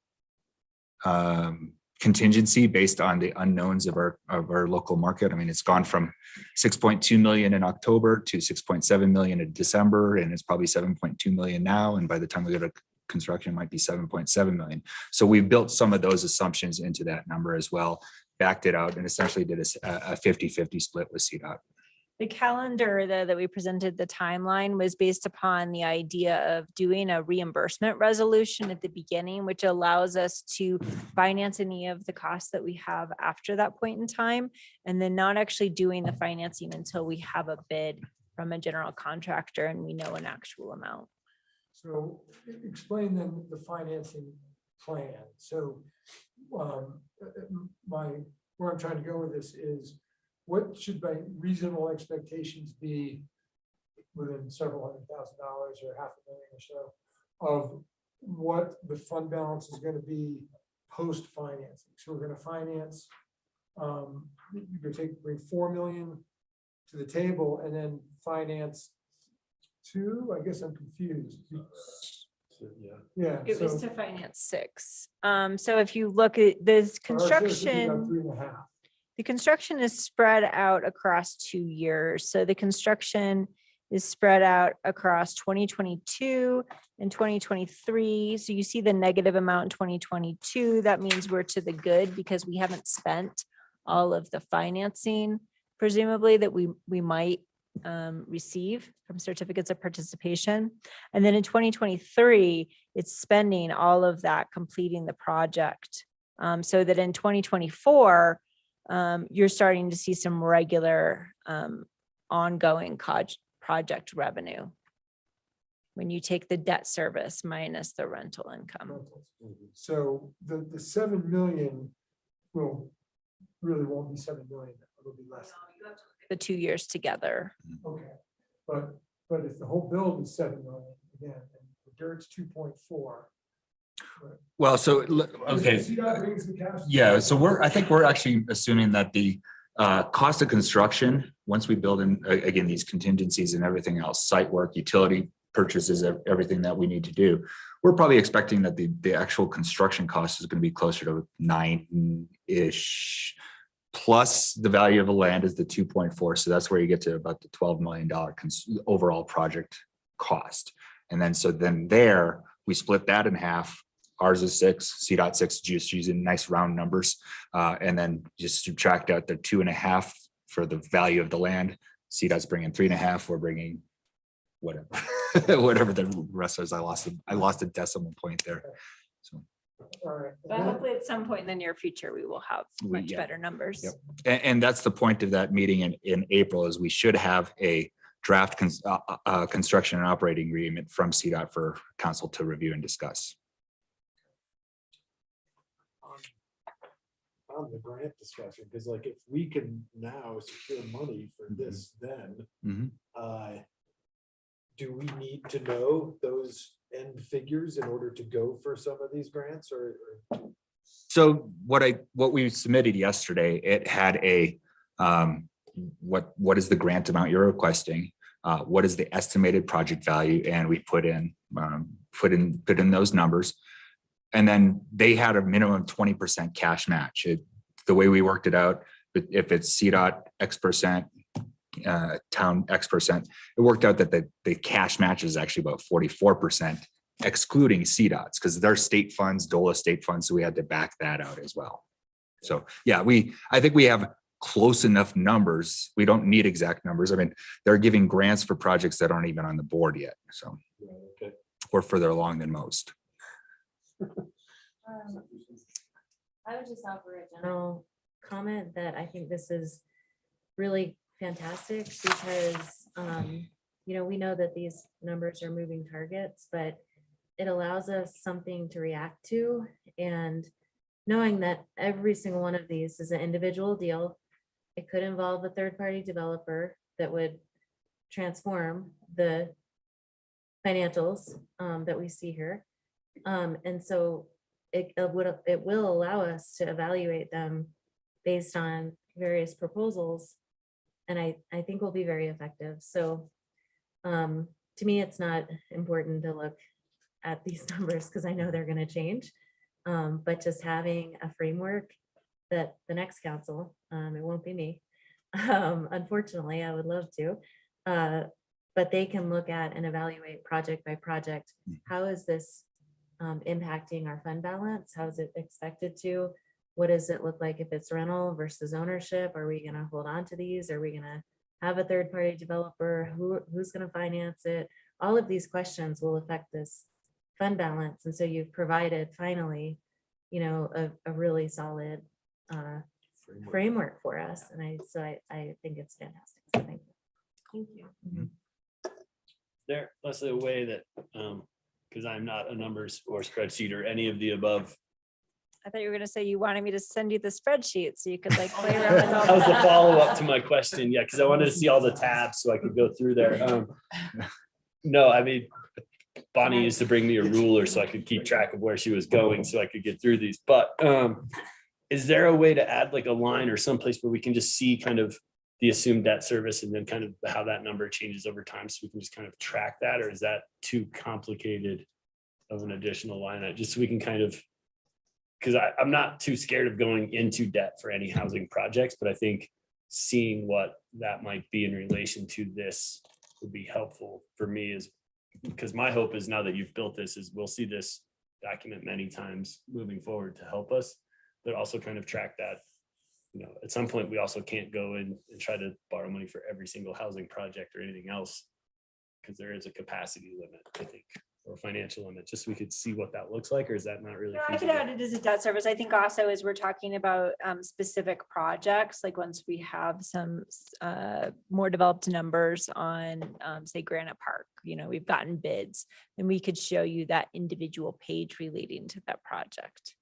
I'll click on that tab. And then we wouldn't have to just throw out the 4 million and the 6 million and Yeah, and that's actually a good point, because we're probably not going to finance every project. We can't pay cash for all out of our fund balance either for every project. There needs to be a combination, and this will help us determine what is the best move for each individual project. I mean, if you add it up, if we're trying to develop 150 units over the course of the next 5 years, and between an average of, let's say, $125,000 per unit for buy downs or deed restriction purchases through Housing Helps, and let's say $400,000 for development, let's say $250,000 times 150 units, that's $37.5 million. That's not our fund balance. So, and obviously we're going to get revenues out of some of that. And that's the point of this, is we need to develop this plan so that we can have a way forward. Yeah, and I think, understanding our leverage capacity is important, John, I think just for that reason, because, don't know when the market's going to turn or when there's going to be inventory hitting it. But from a Housing Helps perspective, I think you need to be ready with cash to get into those buy downs, and I don't think necessarily be limited to, the 15% appraisal cap. I think we need to look at some of these as 2 buy downs, and and that explore that partnership more with Summit County, I think that's great. I was really wanted to talk about how that workforce covenant, that the non-market cap really needs to be Summit County buying pool. I think to make it pencil out better for people. The people who are looking at that 15%, just a little bit of a broader market to feel like they have a little bit more potential for return on that. I think the 10-mile basin is too tight. So I'm glad that's the case. I don't know if Summit County will participate in all of those buy downs, some are, but I think we should think about making ours Summit County workforce. It's still really holds up that strategic element of full-time resident, you're cashing your paychecks at Frisco. And most people will migrate towards working in Frisco once they can. I think that's why. What is the assumption of 18 million? Because that's an inflow of 18. I think you're seeing actually the Galena project. I'm sorry, the Galena project. Yeah, what So is- that's based upon the project costing 22 million. So doing some, actually, sorry, the project costing 24 million and borrowing 22 million is what that's based upon. So you can see the net between the 18 and the 20 is that cost the town 2 million. And where, how did the 22 million borrow? Very rough number. Well, this is my point. It's based on 35 units and construction being really expensive by then. No, And it's not the cost, it's the execution of the borrow. What is that, what are we leveraging? How does that work? So that would be to the property itself, the complex. So similar to what Breckenridge has done on their recent projects and their upcoming project with the county, the Justice Center, they're using certificates of participation again. Against the build that you're financing. Okay, all right, that's what I was curious about. All right, so that also assumption is there's not a partner on that. That's a fiscal going along number. Well, no, we do believe that the county will Okay. partner with us on that. All right. In what form has not yet been decided. And no But assumption. this is including, I mean, so even if the county, is partnering with us, we probably still need to do the whole amount of the debt and the whole amount of the borrowing for the town, and then they might pay half of the debt service going forward, or it might be a different structure of a deal. No assumptions about the 17 lot. No assumptions at this point. Yeah. Yeah, I did also want to note that there are projects on here that don't have number, like Lake Hill has no numbers. But we wanted to include it on here to let you know we didn't forget about it. And eventually in the future, Numbers. Well, I understand like this much of this conversation. I will say that I do think, and to Melissa's point, that, having this all laid out, even if it changes really, really frequently, it's also helpful for partners, developers to look at this and say, oh, here's what Frisco's goals are. Here's where I might be able to help.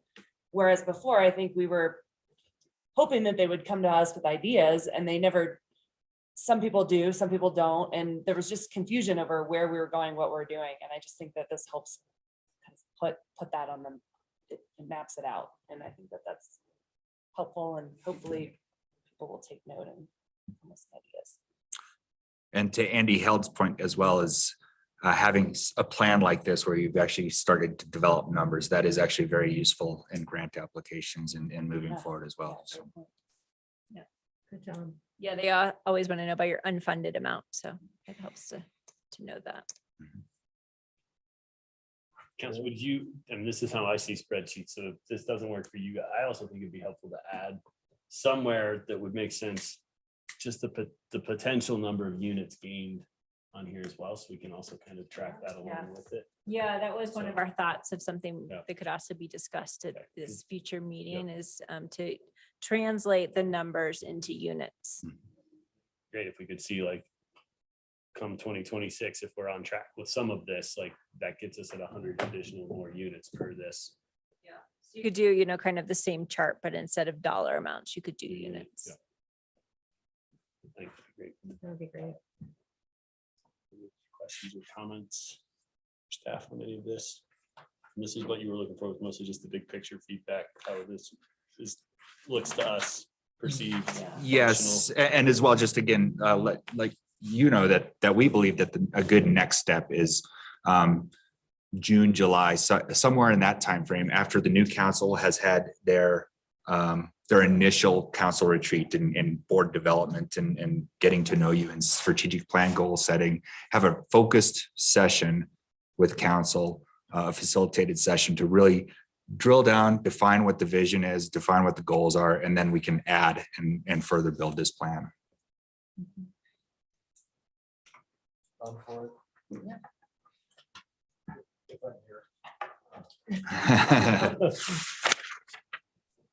Anyone wishing to make public comment on this part? Being back there. Close public comment, and there's no motion needed on this. So thank you guys very much. This is great. I can't imagine what that took. Thank you. Last up is old business, and this is agenda item number 5. This is second reading of ordinance 22-02, an ordinance amending the 2021 annual budget by revising certain revenues and appropriations and appropriating additional sums of money in the general fund, capital improvement fund, and the SCHA 5A fund -03, and ordinance amending the 2022 annual budget by revising certain revenues and appropriations and appropriating additional sums of money in the general fund, capital improvement fund, and SCHA 5A fund. We'll now open the public hearing and turn it back over to us. Thank you. Good evening again. So the Town of Frisco Charter does require us to adopt supplemental budget appropriations by ordinance. So tonight you have 2 ordinances in front of you. The first ordinance 22-02 relates to the 2021 budget and carries over, or sorry, revises certain amounts related to transfers in the 2021 budget and adds certain amounts that had previously been discussed with council relating to that budget, specifically relating to the transfer of the stabilization reserve for COVID, as well as the employee COVID rent relief program. Additionally, we have ordinance 22-03, which is an ordinance that amends the 2022 budget for items that have previously been discussed with council that are rolling over from the prior budget because they are projects that have not yet been completed. They will be completed in the 2022 budget cycle. Any questions? Open up for public comment. Anyone wishing to make public comment? None, seeing none online. I'll close public comment. I can't remember what I did last. Can we do both of these at the same Yep. time? Yep, Now that 'cause it's been they- read that way, yep. okay. Mr. Mayor, I move that we approve on second reading ordinances 22-02 and 22-03. Been moved to approve. Is there a second? Second by Councilmember Aronson. Is there discussion on the motion? You call the question, please. Sherburne. Yes. Mortensen. Yes. Aronson. Yes. Burley. Yes. Fallon. Held. Incan. Yes. One last thing. Move to adjourn. Mr. Mayor, move we adjourn. We are adjourned. Thank you, everyone. Great discussions tonight. I appreciate it. So glad. I got Oh, I it. was gonna At say. 8:30, she was like, Party? we got 32 down, everything's great.